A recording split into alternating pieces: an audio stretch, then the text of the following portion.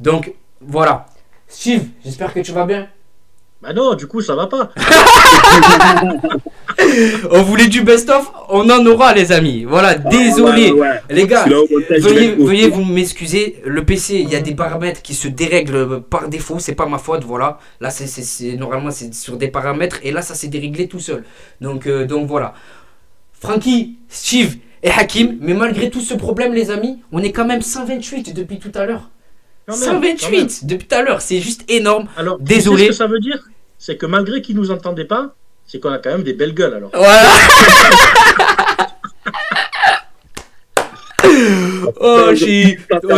J'avais la pression. Merci Malik, tu m'as sauvé la vie. Voilà. Ouais, bien joué. Francky, Hakim, comment vous allez? Ça va. Vas-y, Francky, c'est à toi, ça. Vas-y. Donc, ça va. Du coup, maintenant, ça va mieux, je pense. Ouais, ça va mieux. Je suis soulagé. Bon, ils ont pas entendu, je suis désolé, Steve.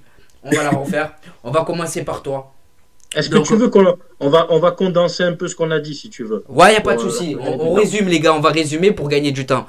Donc, on va résumer. Donc, je vais reposer la question et il va résumer sa réponse. Francky Foot également. Donc le mercato, voilà, dès l'ouverture du marché des transferts, on avait vu cette information sortir. Ces dernières années en Europe, l'Olympique de Marseille fait partie des clubs les plus dépensiers durant le mercato hivernal. Et ça s'est encore une fois confirmé cette saison. Avec 55 millions d'euros de dépensés, l'OM est le club le plus dépensier en France durant ce mercato. Sauf que, contrairement aux précédentes saisons, on a fait rentrer 34 millions dans les caisses du club avec les départs de Bamba Dieng, Gerson et Luis Suarez.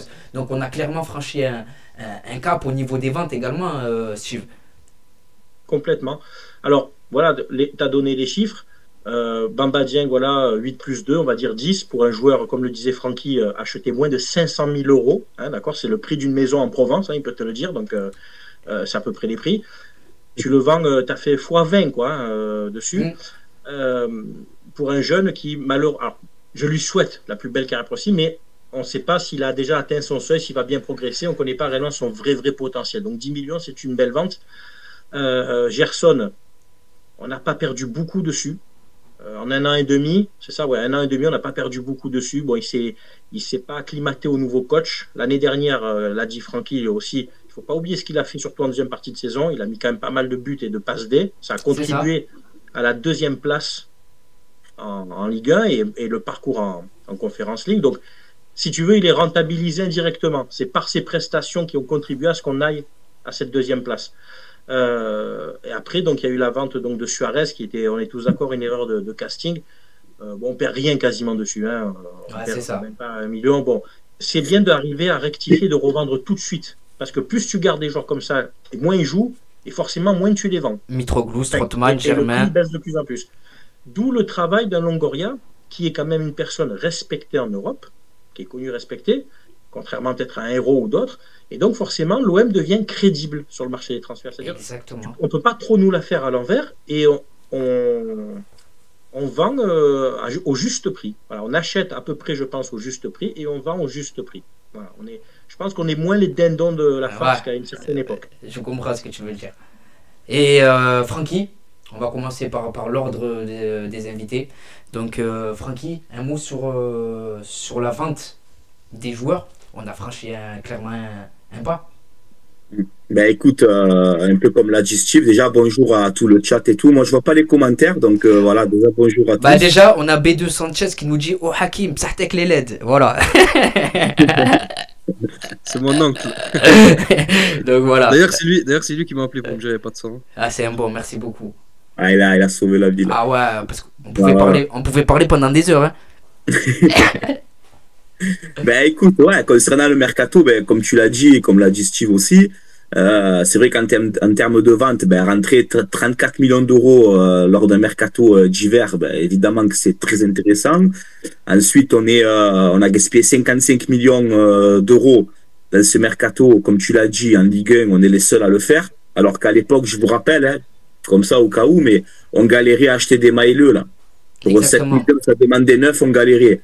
Là aujourd'hui, c'est voilà, normal. Bon, ben tant mieux, moi tant mieux pour le club, je suis très content. Et donc Dieng, 10 millions, acheter 400 000, ben finalement, tu te dis que c'est pas tellement perte que ça.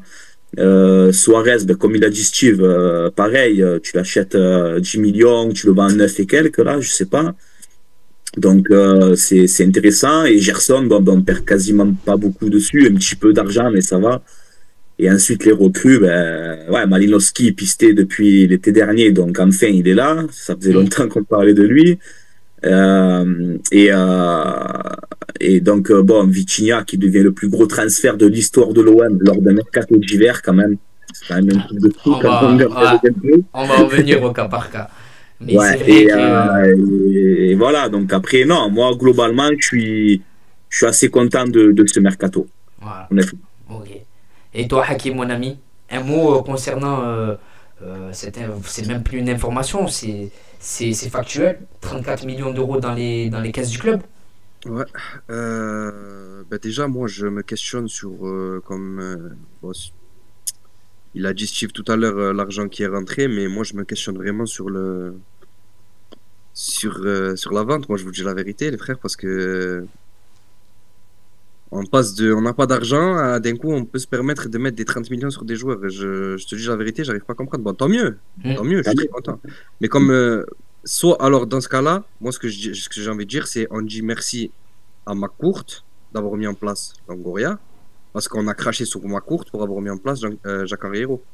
Tu vois ce que je veux dire? Donc, si c'est réellement son argent et que c'est réellement encore lui le propriétaire, ben, il va falloir qu'on ravale notre fierté et qu'on dise merci à Franck McCourt, parce que le mercato en soi, il est très très bon.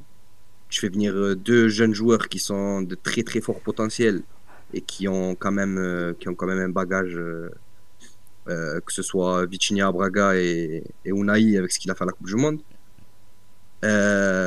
Tu as vendu Gerson qui, voilà, n'était pas fait pour le système Tudor. Donc en fait, tu t'es adapté à Tudor, en fait, tout simplement. Et moi, je suis pour que tu t'adaptes à l'entraîneur.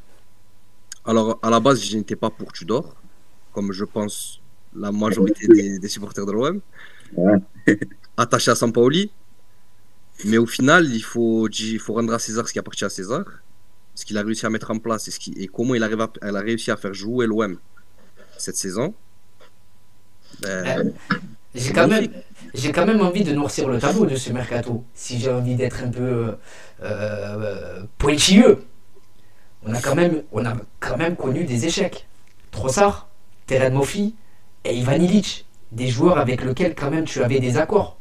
Et c'est des D'après ce que joueurs. j'ai lu, d'après ce que j'ai lu par rapport à Terem Moffi, bon, je ne sais pas si c'est vrai ou si c'est pas vrai, mais j'ai vu il a fait monter les enchères pour que Nice paye plein pot, Et oui, d'après eh ce que oui. j'ai vu. Mais si c'est ça, c'est un coup de génie.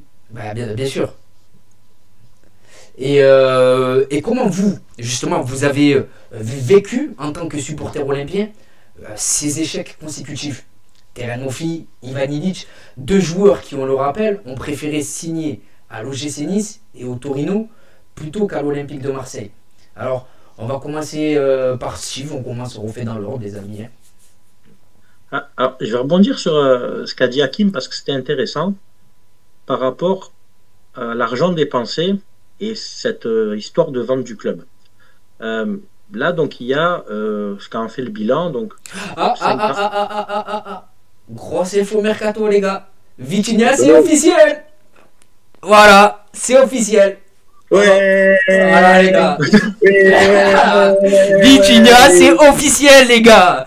Voilà. Est-ce que Et c'est. nous, on a le vrai Vitinha, pas lui du PSG. On a Voilà, le vrai, les c'est gars. officiel pour on a Vitinha. le- Voilà. Bon, ben, je sais pas comment cacher ma joie, quoi.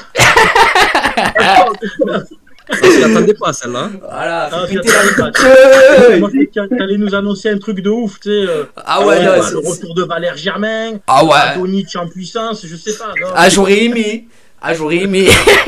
Mais donc, pour parler donc financièrement, ce que disait Hakim, donc dans la balance, il y a plus de dépenses que d'achats. Oui, il y a plus de dépenses que de ventes, t'as compris. Mais il faudra tenir compte de la rentrée d'argent de la participation à la Ligue des Champions aussi. Exact. Bien sûr. Avec Mais quand je tous les parle contrats et de tout. ça, quand je parle de ça, je parle aussi de. C'était quand l'année dernière qu'on était à 90 millions de déficit. C'est ça. Ils sont passés où? Parce que même si tu rentres la participation en Ligue des Champions, que tu rentres les rentrées Je crois que d'argent. tu l'amortis, c'est sur des cycles de 3 ans, il me semble. Tu peux l'amortir Et sur t'as eu le 3 CVC saisons. aussi. Et Vitinha, apparemment, c'est T'as eu sûr. le CVC aussi. Et Ouais, Vitinha, CVC. Mais CVC, on n'a pas tout eu encore. et C'est ça. Vitinha, apparemment, ça serait un paiement étalonné sur Échelonné. 6 ans. Ah, mais c'est comme tout. Hein. Quand on achète Gerson. Azzedine Ouani à Angers, c'est étalonné. Mm. Après, c'est Gerson. trop de ça, Longoria.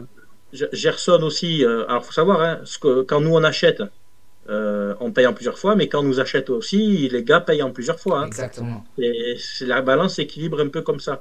Mais moi, si tu veux, je suis pas surpris parce que ça fait au moins 3 ans maintenant facilement.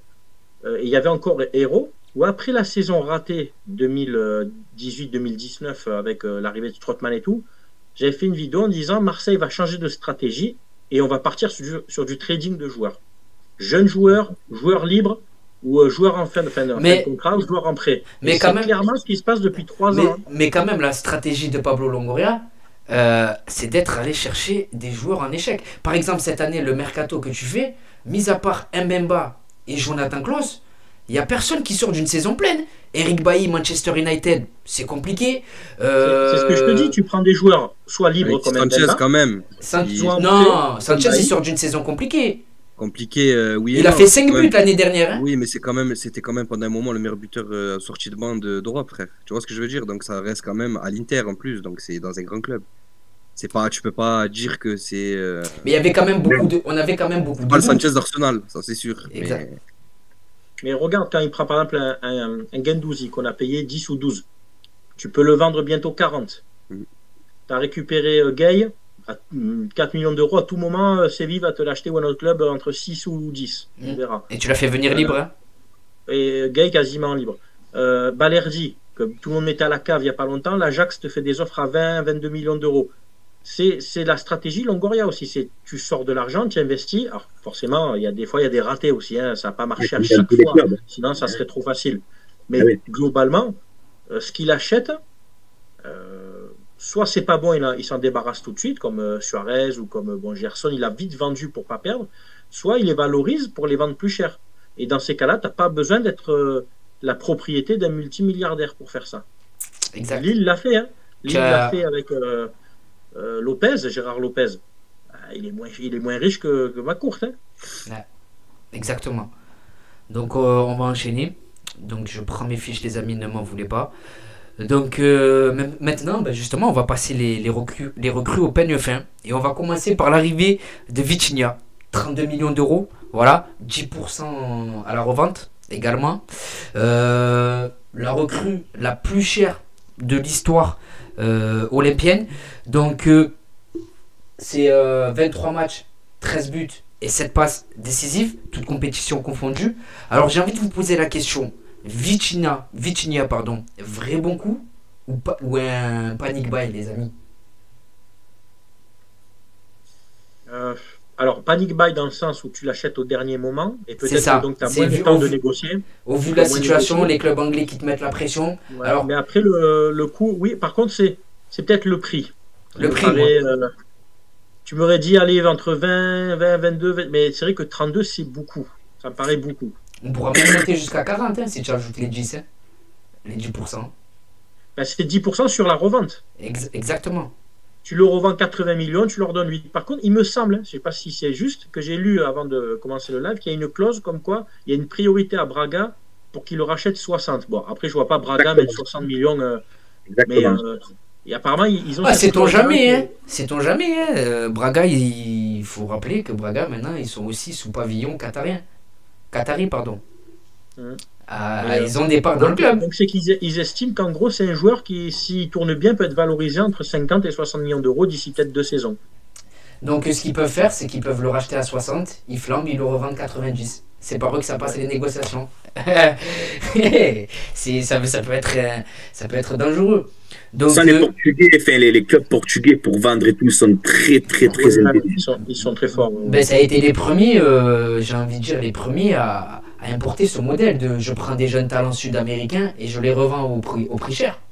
Il y a beaucoup de Brésiliens, hein, de par la culture, la langue, ont transité par le Portugal et pour arriver après en Europe. Exactement. Donc, alors maintenant, on va passer sur un débat concernant justement ce Vitinha. Donc, au vu du montant déboursé pour arracher sa signature, alors, est-ce que ça fait de lui d'ores et déjà un titulaire indiscutable dans le 11 de départ? Et quel statut pour lui dans le vestiaire, les amis? Parce que il va arriver avec... pression, là, 32 millions. Exactement. Donc, pour vous, est-ce que au vu du prix auquel on l'a acheté, voilà, est-ce que pour vous, alors, il doit être forcément, obligatoirement même, j'ai envie de dire, dans le 11 de départ d'Igor Tudor? Et avec quel statut vous le voyez débarquer dans le vestiaire? Et moi, écoute, franchement, honnêtement, hein, comme tu viens de le dire de toi-même, en fait, mais quand tu achètes un joueur 32 millions d'euros qui est en plein boom, hein, c'est pas quelqu'un que tu prends qui est à la cave, c'est quelqu'un que même l'année dernière, regardez ses fiches et tout, alors c'est que le championnat portugais, tu vas me dire. Rappelons que le championnat portugais, ils ont plus de Coupes d'Europe que toi, au passage. Hein. Exactement. Et même la Ligue Braga l'année dernière, non? Ou la conférence? Non, c'est le Feyenoord. Mais même là, hein, je crois que Braga, ils sont en Conference League. Et l'année dernière, ils ont joué aussi? L'année dernière, je vais pas te mentir, je sais pas, mais je sais que l'année dernière, déjà à 21 ans, parce qu'il est jeune, l'année dernière, déjà, c'est 14 buts, je crois, au championnat portugais. Là, cette saison, ben, c'est quand même, je crois, 12 buts en championnat et 4 ou 5 buts en Conference League. Et en plus de ça, comme on l'a dit, tu peux pas mettre sur le banc le transfert le plus cher de l'histoire de l'Olympique de Marseille. Ça serait incompréhensible. Et en plus de ça, pour moi, pour terminer sur Vitinha, Sanchez contre 3, qu'est-ce qu'il a dit? Je me sacrifie pour l'équipe en jouant devant, j'ai besoin de quelqu'un, je le fais. Mais en gros, il te fait comprendre qu'il en a marre. Et le Vitinha, c'est vraiment pour moi, hein, honnêtement, hein, comme je ne sais pas si c'est touche pas mon stade ou Hakim qui a dit ça, mais le Tchadji, on recrute pour l'entraîneur, les joueurs. Et pour moi, Vitinha, je regarde pas les matchs de Braga, les gars. Je vais pas vous dire je le connais par cœur et tout. J'ai vu un peu comme tout le monde, un peu des choses. Et est-ce que j'ai remarqué, ben, c'est pressing, agressivité, Ouais. tout ce que recherche Igor Tudor. Et je pense que ce duo-là, Sanchez-Vitinha, franchement, j'ai pas envie de m'avancer. Je te pose une question tactique, en sachant que Tudor ne va pas modifier son schéma de jeu. Exactement. Qui sort? Parce que Sanchez, Sanchez va jouer à la place d'un Guendouzi. Voilà, exactement. Je vois pas Malinowski aller trop sur le banc non plus. Ah, moi, c'est Guendouzi pour moi, les gars. Moi, les gars, honnêtement, on joue dans un milieu à deux, vous êtes d'accord? Donc là, pour l'instant, c'est Rongier, Verretou, pour l'instant. Et Verretou, on est d'accord que depuis le retour de la Coupe du Monde, tu le sors pas, Verretou. Donc, en gros, pour moi, si je fais mon prono, ça va se jouer entre Rongier et Guendouzi au milieu de terrain. C'est pas possible ça, parce que tu sais très bien qu'il a donné le brassard, donc c'est pas pour rien. Ouais. Et oui, Rongier, et en plus de ça, tu peux pas l'enlever. Tu peux pas l'enlever. Donc, est-ce que Guendouzi va accepter d'aller avec Payet sur le banc? Et attendez encore. C'est deux joueurs qui sont, c'est deux joueurs qui sont capables de foutre la merde, hein, dans le vestiaire. C'est vraiment un joueur talent. Quand je vois le coach de l'Espagne, le coach du Maroc, à la Coupe du Monde, tu te dis, c'est qui le numéro 8 là? Mamma mia, donde muchachos, donde estas muchachos? Le mec, il a quand même entraîné Xavi Iniesta, les gars. Et quand il a joué, il a dit, mais qu'est-ce que c'est ce joueur? Et c'est pour ça que moi, je vous dis honnêtement, pour terminer, mais honnêtement, j'aimerais vraiment pas être à la place d'Igor Tudor aujourd'hui. Mais c'est des problèmes qu'on... Là, tu as une vraie profondeur de banc, là. Tu fais la compo de l'OM, j'ai envie... Du Guendouzi, tu vas avoir un banc conséquent, là. En fait, on a tellement eu l'habitude de manger de la merde que maintenant qu'on a du caviar, on se plaint. C'est ça. Une grande équipe, tu es obligé d'avoir un banc avec eux. Même sur ton banc, il te faut des grands joueurs sur le banc. Parce que sinon, ton banc, il ne te sert à rien. Donc, il faudra par contre que Tudor ait l'intelligence de gérer les égos de chacun et de donner le temps de jeu nécessaire à chacun pour que chacun se sente concerné aussi. Parce qu'il y a des échéances. Le championnat, tu peux aller le chercher. Et la Coupe de France, tu peux aller la chercher. Hein. Il a vraiment je voulais, vite fait, je voulais vous poser une question. Et ça peut être vraiment... tu vas me dire, putain, je m'attends même pas à ce que tu me poses cette question, tu vois. Mais je vais vous la poser. est-ce que finalement, peut-être qu'avec le temps, ne va-t-on pas regretter ce probable transfert de Guendouzi cet hiver? Non, parce que tu vas en avoir besoin. Il te reste une vingtaine de 19 matchs plus la Coupe de France. Tu en auras besoin. Il va y avoir des blessés, des suspendus. Tu en as besoin de lui. Mais l'été prochain, tu peux le vendre. S'il fait encore 6 bons mois, tu le vends. Mais le problème, c'est que s'il joue pas, tu pourras plus le vendre au même prix. Voilà, ouais. Tu verras. 40 millions. Non, mais il va tourner. Il va faire tourner un peu plus. Parce que il y a des joueurs, à force d'accumuler du temps de jeu, tu as ça de la blessure musculaire. Hein. On l'a vu avec Klose. Hein. Klose, il a tiré 15 matchs d'affilée. Il s'est blessé. Rongier, Verretou, ils sont plus jeunes que Klose, mais au bout d'un moment, tu prends des coups. Tu as la fatigue musculaire. Mais Klose, c'est la première fois de sa carrière qu'il joue tous les 3 matchs à 30 ans. Ouais. Tous les 3 jours, pardon. Tu en auras besoin. Et puis, dans un match, au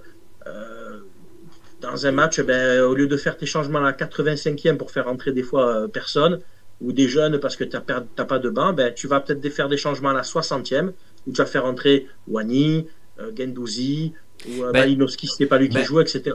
Mais surtout, les gars, en plus, il y a une chose qui diffère cette année. La polyvalence des joueurs. On peut clairement le dire. Non, mais au-delà de ça, c'est que là, moi, je dis, vous savez, je vous parle franchement. Pour moi, on joue le titre, les gars. On peut, bien sûr. J'ai posé une question, les gars. À un moment donné, on joue le titre. J'ai prévu une question sur ça. J'ai prévu une question sur ça. Wow! On a un dos, je sais pas si vous entendez ou si c'est. Non, on n'a pas. Je vois pas les commentaires, frérot. Alors, attendez. Vous entendez, monsieur, ou pas? C'est quoi, c'est un abonnement? Merci de ton abonnement, Poséidon, la famille. Donc, désolé. Donc, tu es venu de l'eau, toi aussi, pour mettre le feu? Il est posé, donc. Hein. Sérieux. Ouais, donc, on va enchaîner. Après Vitinha, on va parler de notre ami Hazine Ounahi, l'une des révélations de la dernière Coupe du Monde au Qatar. Alors, à 10 millions d'euros, c'est un excellent coup. On parlait de 40 à 45 millions d'euros. Pour moi, à ce tarif-là, c'est un tarif qui correspond à la vraie valeur du joueur. Mais il y a une question que j'ai envie de vous poser. Alors, Hazine Ounahi, on le sait, il y a des joueurs qui sont des joueurs de sélection. Guillermo Ochoa. Voilà, je pense que vous voyez où je veux en venir. On a Shaqiri, par exemple, avec la Suisse. On a James Rodriguez avec la Colombie. Derrière, il signe au Real. On connaît la suite du scénario. C'est quand même une bonne saison, James, la première saison. Une saison et c'est tout quand même. Hein. Ouais. Et j'ai envie de vous poser cette question avec Ounahi. Avec Paris. J'ai envie de vous poser cette question avec Ounahi. Ounahi, vraie bonne pioche de la part de Pablo Longoria, très très bon joueur, ou simple joueur de sélection? Allez-y, commencez les gars. C'est une bonne question. Moi je pense le risque il n'est pas énorme parce que le prix aujourd'hui, tu as vu, tu n'as plus un joueur en dessous de 5 millions d'euros. Hein. En dessous, tu n'as pas grand chose. Il est international, il joue d'une bonne cote. Il ne sera pas titulaire, lui, je pense. Tu fais 2 secondes. Ouais. Il y a juste Poséidon dans le chat qui te dit info Mohamed Bouafsi, arrivé de Aise ce soir. Donc, je sais pas c'est quoi. C'est qui? Pas, gros. Alors je vais aller sur Twitter, les amis, je vais vous lire ça. Je te dis juste ça. Désolé, frère, désolé. Non, arrivé de Aise. E-Z-E. Je sais pas. C'est le fils à Christian Aise, l'entraîneur de Lens ou quoi? Ah, mais je sais pas. Poséidon, si c'est vrai, si ça se fait, c'est lourd. Non, c'est un défenseur. Mais mais je l'ai déjà vu dans FIFA, je crois. Mais je suis c'est Aise ou Thèse ou je suis sur le Twitter. Moi j'ai vu dans la tête. C'est une fake. Je suis sur le profil Twitter de Mohamed Bouafsi. Il n'y a rien. Fake news, les gars. Les gars, ne vous chauffez pas comme ça. Hein. Donc, on reprend. Hazine Ounahi. Alors, vrai bon joueur ou joueur de sélection? Écoute, moi franchement, tu sais à quoi je pensais pour le transfert de Ounahi. C'est vrai au début, quand ça sort de la Coupe du Monde, j'attends des 30, des 40, des les gars. Tranquille, hein, ça va. Il joue à Angers, il a fait une très bonne Coupe du Monde, c'est une des révélations, il n'y a pas de problème. Après, demain, tu m'aurais dit, Francky, tu prends Ounahi pour 30 millions. Non, franchement, ça aurait mal passé. Mais après, Moi, je préfère avoir un Nasdin Ounahi motivé pour venir chez nous à 10 millions tout de suite qu'un Illich à 18 millions que tu aurais prêté jusqu'à la fin de saison et qui vient cet été. Pour moi, le choix, il est vite fait.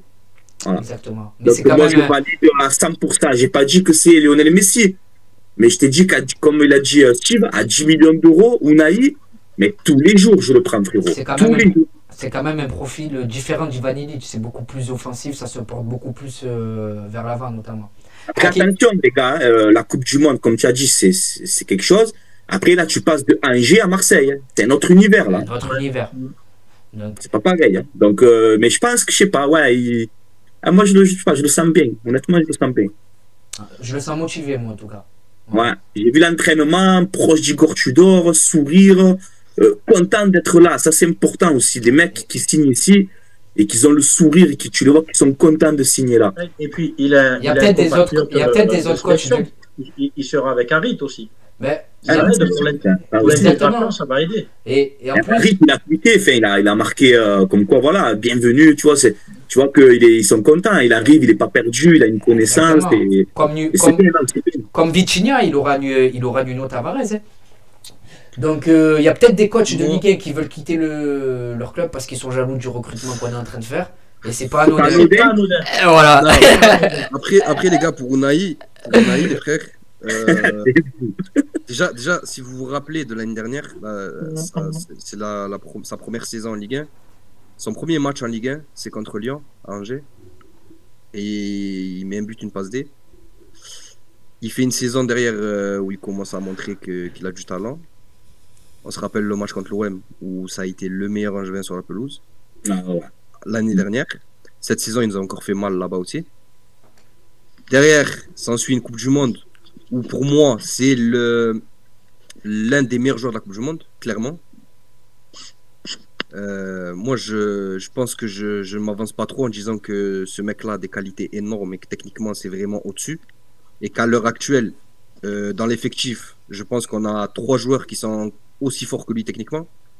Je pense à Harit, qui est blessé. Je pense à Payet, qui reste Payet. Et à Sanchez. Et cette caractéristique-là, on la trouve pas chez bon nombre de joueurs dans l'effectif. Vous voyez ce que je veux dire? Donc en fait, il va apporter une valeur ajoutée. Déjà techniquement, dans les petits espaces. Combien de fois on se retrouve aux abords de la surface et on ne sait pas quoi faire? Parce que tu n'as pas un mec qui est capable. Il y avait Harit, et quand Harit il était là, il faisait très très bien. Mais là, depuis qu'Harit il n'est plus là, Payet il a plus tellement les jambes pour faire ça. Sanchez aussi, il commence à prendre de l'âge. Mais lui, il va être capable de le faire ça. Tu vois ce que je veux dire? Et il va être capable des fois peut-être de nous sortir de situations où on galère à marquer et à un moment donné, il va faire une différence et il va les marquer. Donc pour moi, Ounahi à 10 millions d'euros, c'est vraiment une affaire et c'est pour moi l'affaire de l'année. Et ça, je suis entièrement d'accord sur ce que tu as dit dans les petits espaces. Ça, c'est vraiment une qualité que j'ai remarqué chez lui. Alors, je sais pas, c'est parce que tu sais, il a des longues jambes, tu vois, un peu à la patte Vira, tu vois. Par longues jambes il a l'air très très fine, hein. Et il a l'air très très très maigre, hein, par contre, physiquement. Mais oui, comme Mahrez. Et Mahrez, il y a personne qui le bouge en première ligue. Et pourtant, il est comme ça. Mais il a l'air beaucoup plus costaud quand même, Mahrez. Ouais, bah après, ils ont pas le même âge, ils ont pas, tu vois, il y a beaucoup de facteurs qui entrent en jeu. Mais après, Ounahi, justement, la Ligue 1, même si la première ligue, ça reste un championnat qui est quand même, tu vois. Mais la Ligue 1, les gars, ça rentre plus que la première ligue. Si en Ligue 1, tu arrives à t'imposer physiquement et que tu arrives à encaisser les coups, mais Mahrez, il est parti. Mahrez, il était au Havre. Du Havre, il est parti à Leicester, en D2 anglaise. Et après, ils sont montés en D1. Et pourtant, il a toujours réussi à tenir sur les coups, à manger des coups, tu vois ce que je veux dire? À encaisser. Donc, pour moi, Ounahi, il a le même profil. Il est capable de. Pour moi, c'est une très très bonne pioche, je vous dis la vérité. Entièrement d'accord avec toi. Surtout, comme tu as dit, dans les petits espaces, ça, ce que j'ai remarqué chez lui, des fois, tu crois qu'il va perdre le ballon, mais je sais pas, il fait toujours un petit crochet, un petit truc de quand il est encerclé ou entouré. Et il arrive avec ses jambes, là, il arrive à se sortir des situations compliquées. Et ça, tu as raison, dans les derniers mètres et tout, quand on attaque, oui, ça peut être vraiment intéressant. Ça, je suis entièrement d'accord avec toi. Surtout dans le double contact, tu vois, c'est lequel? Tout. Il enchaîne trop vite, c'est abusé. On m'a fait pas à la croquette. La croquette avec l'analogue en coin. Donc, maintenant, on va parler d'un autre joueur, voilà, Ruslan Malinovski, qui connaît des débuts poussifs depuis son arrivée, on va dire. Donc, un mot sur son arrivée et sur ce qu'il peut apporter à l'équipe. On va commencer par... Qui vous commencez, les amis? Vas-y, prends qui tu veux. Vas-y, Ben, tranquille. Ouais, ah, tu es là, Steve, c'est bon, t'es là, frérot? Ouais, c'est parce qu'en même temps, parce que je réponds à des messages, c'est pour ça, mais je suis là, j'écoute. Hein. Allez, vas-y. Ben écoute, moi sur Malinowski, bon, c'est vrai, début compliqué, on va pas se mentir. Début compliqué. Par contre, moi, il y a un truc sur Malinowski que, franchement, moi, que j'ai vu qui m'a plu dès le début, en fait. Que je sens qu'il peut nous faire des dégâts au Vélodrome. Mais bon, sa frappe de balle, voilà, il a une frappe de balle exceptionnelle. Et il fait des appels aussi. Et dans les petits espaces et tout, il fait des appels aussi très intéressants qui m'a plu. Et contre Monaco, je sais pas si vous avez, parce que moi j'observe beaucoup, tu sais, je suis très observateur. Et cette deuxième mi-temps qui te fait côté gauche, je l'ai trouvé beaucoup plus intéressant et beaucoup plus à l'aise. Exactement. Donc je pense que tu peux avoir, je sais pas, je te fais un promo, mais un Malinowski, milieu offensif gauche, Sanchez, milieu offensif droit, et Vitinha en pointe. Moi, je pense qu'on pourrait partir sur ça parce que la deuxième mi-temps. Alors tu fais quoi de Sandy Zinder? Exactement, j'avais dit. Comme tu l'as dit, il y a la concurrence maintenant. Il va bien revenir, Jonathan Klaus. Et ouais, c'est ça. Il y a la concurrence, les gars. Après, moi, les gars, moi, je vous dis la vérité. Pour moi, là, depuis la reprise, autant pour Verretou, on l'a dit. Mais pour Under, pour moi, il est intouchable là, depuis la reprise aussi. Exactement. Ça veut dire que voilà, demain il y a le retour de Jonathan Klaus dans le groupe. S'il est disponible. Non, mais pas à la place de Klaus. Hein. Moi, je te parle pas à la place de Klaus. Klaus, pareil, c'est. T'as vu, tu mets Mbemba, Klaus pour Lopez, et après tu fais l'équipe. Non, Klaus en piston, je touche pas, mais je parle de offensif, moi. Il y aura des choix à faire, hein, je vous le dis, c'est pour ça que... Et justement, il va y avoir des matchs. Donc, et justement, ce mercato, il peut pas... On a un équilibre là dans le groupe quand même. Est-ce que ça peut pas troubler cet équilibre avec toutes ces arrivées? Non, je pense pas parce que ça va peut-être pousser chacun à essayer de gagner sa place et de se donner encore plus pendant les matchs. Et là, tu peux dire que tu as quasiment doublé, tu as presque doublé tous les postes. De toute façon, Ender, il a dit que la concurrence en conférence de presse, ça lui faisait pas peur. Voilà, et qu'il avait envie de se battre pour sa place à l'Olympique de Marseille. Ouais, donc, il partait pas dans les plans de Tudor à la base. Hein. Exactement. Il devait être échangé contre Malinowski, les gars. Il devait être échangé à l'Atalanta contre Malinowski à la base. C'est incroyable le retournement de situation. Rappelez-vous, cet été, la conférence de Longoria, où il te disait on veut un groupe de 20 joueurs. Fais ton calcul dans ta tête. C'est ce qu'il a aujourd'hui. Exactement. Donc, lui, Longoria, il est dans sa ligne directrice. Il te veut un groupe de 20 joueurs. Moi, je suis déçu pour un joueur comme Payet parce que le pauvre, il a joué avec des attaquants éclatés, des Germain, des Benedetto, des Mitroglou. Et il les a fait briller. Il les a fait briller parce que ce mec-là, souvent, les gens regardent que les stats. Ouais, Payet, il finit à son qu'avec 8 passes D. Mais forcément, tu donnes des caviars à du cochon. Tu donnes des passes D à des mecs qui sont aussi bons que toi et moi devant. Faut se rappeler. Je l'ai déjà dit et je le pense. Tu mettrais Payet derrière des Mbappé, des Cavani, tout ce que tu veux. Avec les ballons qu'il donne, mais Payet, il finit entre 15 et 20 passes D par saison, et je pèse mes mots, et je le pense sincèrement. Et là, Payet, il y a une opportunité avec Vitinha, qui est sûrement un très bon finisseur buteur, et il va pas en profiter. Et il a même eu cette opportunité avec Balotelli que Garcia ne lui a pas donné. Hein. Il a très peu joué avec Balotelli. Je crois que le meilleur attaquant qui ait joué Payet, c'est Milik. Très peu, c'est Gomis. Je pense que c'est Milik quand même, non? Et Milik, il y a Milik aussi, ouais. Même à Mitroglou, quand il marquait et tout, Payet, il lui donnait, Payet, il lui a donné beaucoup de oui, il y a Milik, j'ai oublié un peu Milik, c'est vrai, mais Payet, il te sublime un joueur, quoi. Il y a eu Gignac aussi, si on réfléchit, si on remonte un peu. Alors, si on remonte à l'époque, regarde avec un attaquant comme Gignac, allez voir, si je dis pas de bêtises, Payet en Ligue 1, c'est 17 passes D. 17 passes D avec Gignac. Le meilleur passeur de Ligue 1. Donc imagine un Payet, si tu le mets devant lui avec des top attaquants, des top 9 qu'on a eu en Ligue 1, mais j'ai pas honte de les citer, hein, des attaquants du PSG ou de quoi que ce soit. Oui, ce qui se fait de mieux dans le championnat. Eh ben, Même Ben Yedder. Même Ben Yedder. Ben Yedder, mais il finit entre 15 et 20 passes dès chaque saison, Payet. Chaque saison. En fait, Steve, tu sais, si je peux te répondre sur Payet, moi je suis comme toi au fond, même tous les supporters en vrai. On a cette peine quand même parce que le mec, c'est vrai qu'il a jamais triché, il a toujours tout donné avec l'OM et ça fait quand même mal au cœur de le voir terminer comme ça, surtout quand tu le vois contre Monaco, il te rend 5 minutes et regarde ce qu'il te fait parce que c'est un joueur talent, qu'on le veuille ou non, Payet c'est un joueur talent, c'est comme ça. Mais même au match aller, Francky, même au match aller, Payet il rentre à 5-10 minutes de la fin et il apporte immédiatement le danger. Parce que c'est Payet, voilà, on n'a pas besoin de le présenter, on sait qu'il est capable de tout. L'année dernière, si on finit deuxième, il est en grande partie. Ben oui, Pas oublier ça, pas l'oublier. Mais tu sais ce que je pense, comme on l'a dit tout à l'heure en début de live, en fait, Tudor, lui, comment te dire, il a sa philosophie à lui. Et quand tu regardes sur le terrain aujourd'hui, Gerson, il est parti pour ça. Je pense aussi un peu de nonchalance et je presse pas, j'ai pas envie de me salir, il faut que je reste propre. Et je pense que c'est pas contre Payet, mais je pense que Tudor, le fait, par exemple, je te prends un exemple bidon, hein, mais comme on a vu en début de saison, d'aligner dans son 3-4-3 un Payet et un Gerson, ces deux-là ne vont pas presser. Et lui, dans sa tête, en fait, à Tudor, il faut que ces mecs-là, 35 ans, 42 ans, il faut qu'ils pressent. Payet avec un joueur qui presse ou Gerson avec un joueur qui presse, mais pas les deux en même temps, forcément. Après, c'est vrai qu'il faut faire la part des deux. On l'a vu contre Francfort en Ligue des Champions, de toute façon, quand les deux ils étaient ensemble.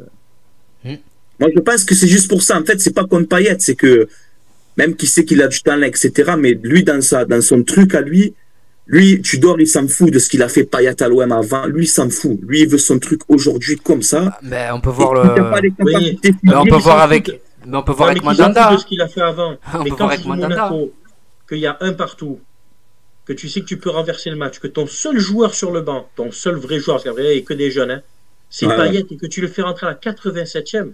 Non, je suis pas d'accord. Malinowski faisait un match dégueulasse. Malinowski faisait un match de merde. Under, il était cramé. Il n'y avait que tu peux pas te permettre. Mais après, c'est ça son problème à Tudor aussi, c'est que je crois qu'il se rend pas compte qu'il a 5 changements. Il a oublié. Là, pour moi, il a abusé. Contre Monaco, il a abusé. Monaco, c'est vrai. Vers la 70 ou quoi, tu aurais pu le rentrer. Je suis d'accord avec toi. En plus, les gars, en plus de ça, il a fait. C'est pas comme s'il était en surpoids. Il a fait. C'est ça. On dirait qu'on parle d'un Payet qui ça ressemble un peu. Je sais pas si on peut faire le lien, mais ça ressemble un peu à ce qu'a vécu Cristiano Ronaldo à Manchester United ces derniers mois, non? J'ai pas vu. C'est différent quand même. C'est différent. Lui, c'est plus ça, embrouille avec le club. Enfin, c'est compliqué aussi, hein, Ronaldo. Hein. Ouais. Physiquement, je pense qu'il est au top. C'est plus. Moi, je vous parle plus au niveau de l'âge, du fait qu'il soit beaucoup plus proche de la fin que du début. Après, autant, comme tu dis, si vraiment il est proche de la fin, on le sait. De toute façon, Payet, il a dit de lui-même, hein, le jour où j'arrive plus, par respect pour l'OM, j'arrêterai. Il a dit de lui-même. Donc, il le sait, Payet. Quand il y aura un début de saison, il va voir qu'il n'arrive plus, même à l'entraînement, il va dire, les gars, moi, c'est fini, j'arrête. Et c'est vrai que terminer comme ça, l'OM, il ne mérite pas ça. Et je suis d'accord qu'il faudrait au moins le rentrer un peu plus souvent, un peu plus tôt, quand même. Tu vois. Par exemple, demain contre Nantes, comme tu as dit, Ender un peu cramé, etc. Si tu as Klose qui est de retour en piston, mets Payet au moins la première mi-temps, à la limite. Et à la deuxième, voilà, tu le sors. Pourquoi pas.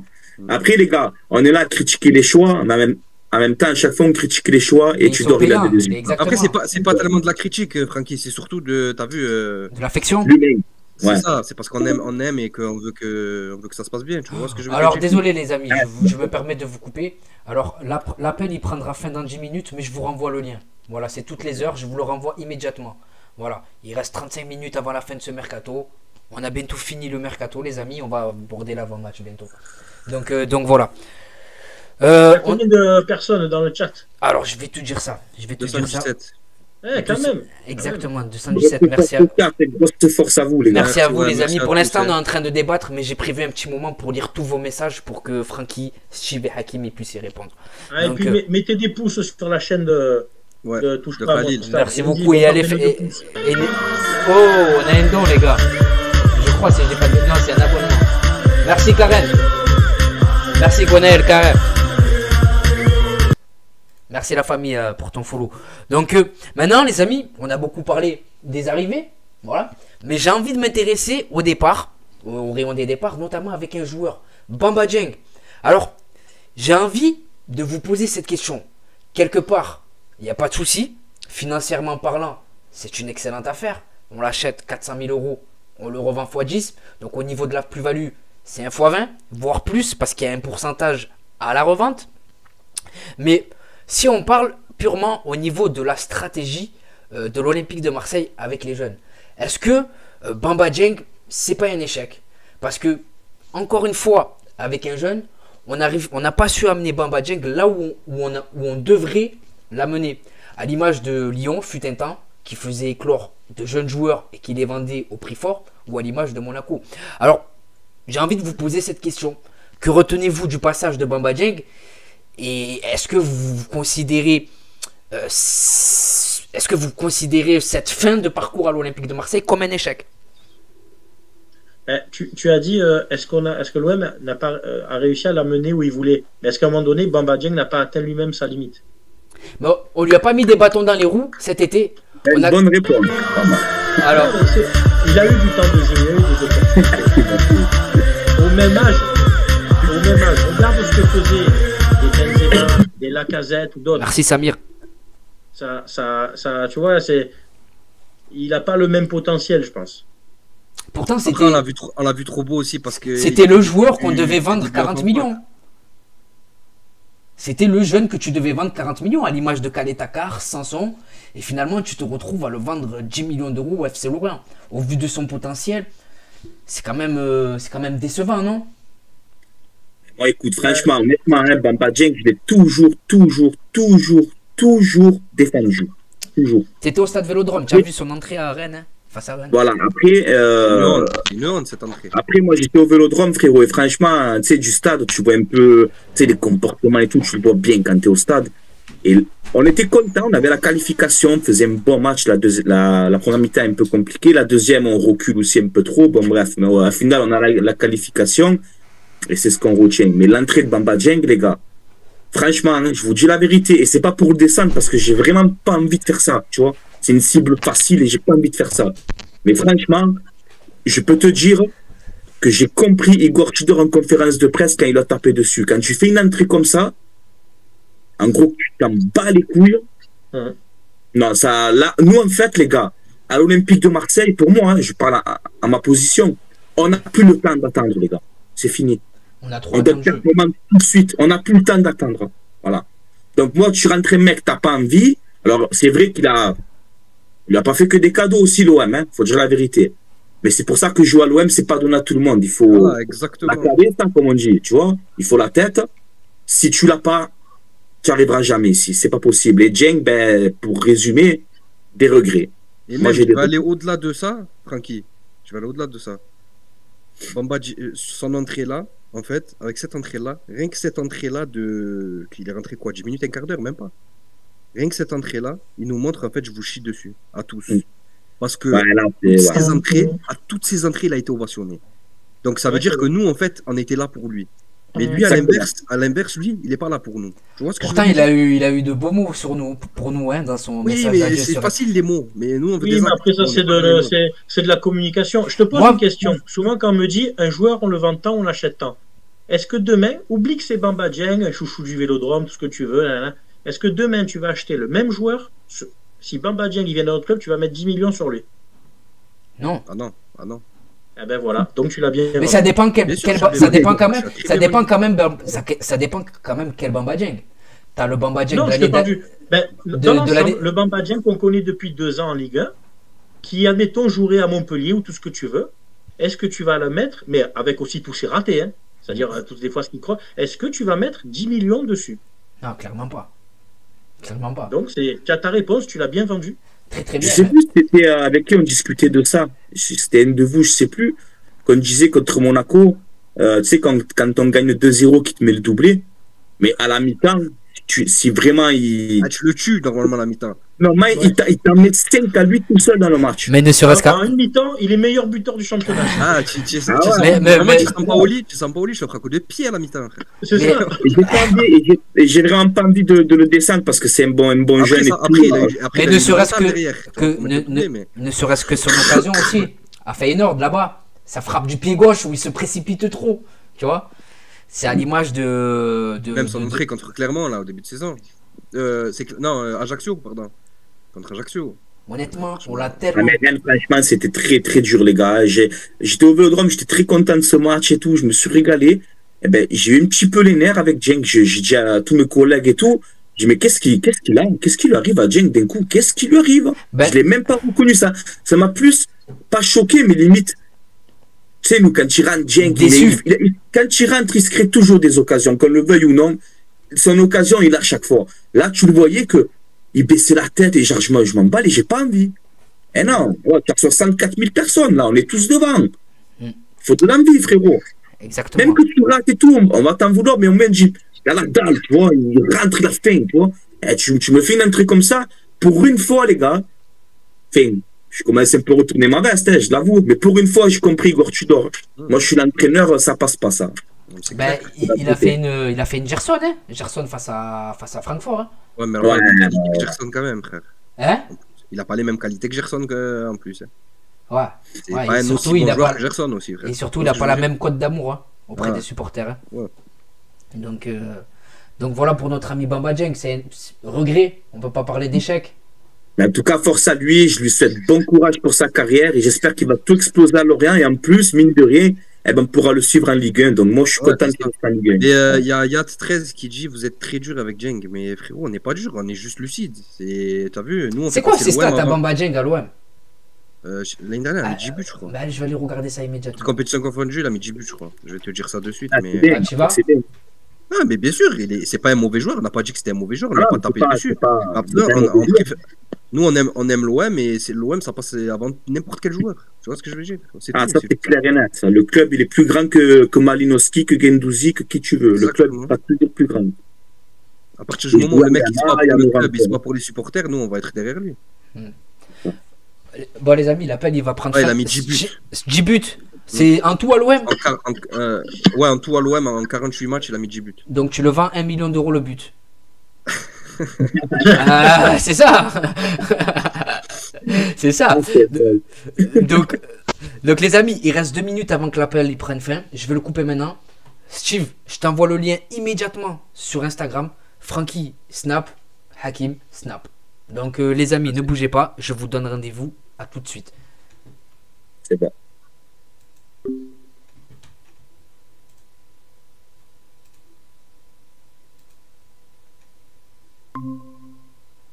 Voilà les amis, ne bougez pas, ça arrive, on reprend. Voilà, on envoie à notre ami supporter of Marseille qui devrait rejoindre. Maintenant, les amis, j'espère que ce live vous plaît. On est en compagnie de Francky Foot, on est en compagnie de supporter of Marseille, on est en compagnie de Hakim Mugiwara. Donc n'hésitez pas à lâcher le petit pouce bleu les amis. Et on va prendre un instant aussi pour lire vos messages. Donc voilà. J'ai envoyé à mon ami Hakim. Et j'ai envoyé à mon ami Francky. Donc voilà. Ils vont arriver les amis. Je vais lire vos messages pour l'instant. Parlez de Under. Tu veux un débat sur Under? Senji Zunder? Les gars, vous voulez un débat sur Senji Zunder? On a combien de pouces bleus?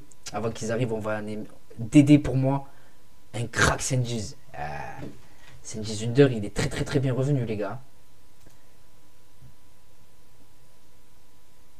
Donc on est à 119 pouces bleus, 120 pouces bleus. C'est juste exceptionnel les amis. Merci beaucoup.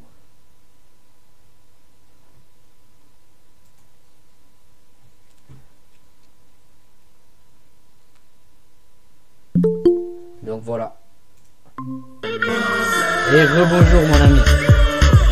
Et rebonjour, l'ami. Alors, il y a Hakim, il arrive. Merci à Kenza pour ton abonnement. Merci à Kenza pour ton abonnement. Merci pour ta force. Donc, j'ai aussi envoyé à Steve Supporter of Marseille et Hakim, les amis. Ils arrivent. Donc, on prend les mêmes et on recommence. Francky, oui. Profitez qu'on soit seul en tête à tête. C'est pas le 14 février, mais c'est tout comme. C'est pas grave, on a Vitinha. Et en parlant de Vitinha, voilà. Qu'est-ce que tu peux nous dire de ce joueur? Qu'est-ce qu'il va apporter à l'Olympique de Marseille? Et quelles sont ses caractéristiques? Ben écoute, avec le peu que j'ai vu, comme je t'ai dit, c'est vraiment un joueur adapté au système Tudor. Donc ça, c'est vraiment quelque chose qui me plaît. Pourquoi je te dis ça? Parce qu'il fallait quelqu'un de mobile devant. Donc il fait 1m83, donc c'est pas tellement petit non plus. Donc il est quand même assez imposant et surtout ce qu'il a, ben, c'est la vitesse, c'est sa percussion, sa détermination. Ça, c'est vraiment quelque chose que je kiffe. Et son pressing qu'il fait aux adversaires, etc. Donc, moi, je pense que c'est la recrue parfaite pour le système Tudor, en fait. C'est pas, par exemple, comme un Milik, même que j'aime bien Milik, mais quelqu'un qui va rester figé devant, qui ne cavale pas. Alors, j'ai envie de lancer un débat. Voilà. Permets-moi de te couper parce que c'est intéressant, là, sur Milik. Parce que, moi, le premier, je sais pas si vous allez être d'accord avec moi, mais on a tendance à sortir cet argument. Et Milik n'est pas Tudor compatible. Mais j'ai plutôt tendance à penser avec le temps qu'on se trompe.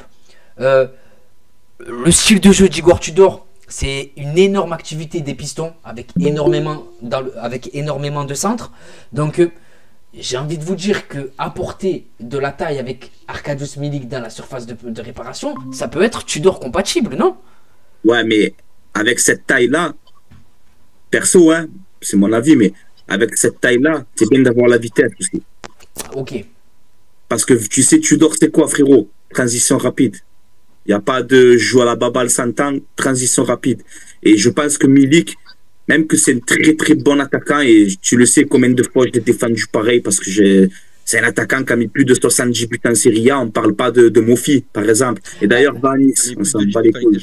Mais alors, tu te retrouves avec un Alexis Sanchez, il faut le rappeler, qui est en fin de contrat, en juin 2023. Tu as la Juventus de Turin qui pourrait ne pas lever cette option d'achat. Alors attends, Sanchez, frérot, si tu te qualifies en Ligue des Champions, il y a une année qui s'active. Ça dépend aussi de son positionnement. Hein. C'est lui qui peut activer la clause. Donc ça dépend aussi de son positionnement sur le terrain. Et si tu fais venir un Vitinha, justement, pour lui montrer que tu fais confiance à Sanchez et qu'il a besoin de ce point d'appui, tu le prends aujourd'hui. Sanchez, voilà, on ne prend pas pour un con ici, tu vois. Ben, j'ai envie de dire que ça dépend de Tudor. Aussi. Après, Sanchez, c'est pas quelqu'un qu'on va garder, malheureusement, mais j'aimerais le garder 3-4 ans. Hein. Mais c'est pas quelqu'un qu'on va le garder 3 ans. On le sait très bien. Longoria, généralement, c'est 2 ans hein, maximum. Hein. Donc, Sanchez, à un moment donné, il va avoir son âge, il va falloir passer à autre chose. Mais c'est vrai que c'est un duo vraiment que je me l'ai de voir, les gars. Vraiment. Allez. C'est vraiment OM compatible, en fait. Hein. Ouais. Vitinha, c'est un joueur. Au niveau de sa personnalité, de sa mentalité, qui me fait penser aux joueurs sud-américains. J'ai l'impression qu'il est plus proche du joueur sud-américain que du prototype même portugais. Tu vois? Donc, c'est ça. En plus de ça, à l'heure actuelle, on est en train de passer le cap et on est devenu un club qui va faire briller les joueurs et les faire aller au plus haut niveau, pour l'instant.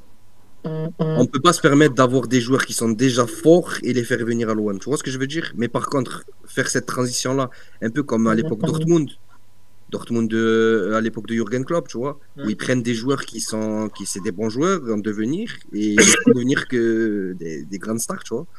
Et moi, ça me va, moi. Justement, c'est pour ça que cette politique-là, avec Longoria, moi, elle me va très très bien. Mais quelque part, un faire valoir. Mais quelque part, entre guillemets, ça vous ferait pas chier alors? Quelque part, on va partir du principe où Vitinha, il brille à l'Olympique de Marseille immédiatement, voilà. Et qu'au bout d'un an ou 6 mois, tu reçois une offre de 90 millions d'euros et que tu le vendes. Toi, en tant que supporter olympien, tu le vivrais comment? Ok, c'est 90 millions d'euros. Moi, ça me ferait chier, hein. Je veux dire la vérité aussi. Parce que le but, c'est pas chaque fois aussi, chaque année, de perdre tes meilleurs éléments. C'est pas le but aussi.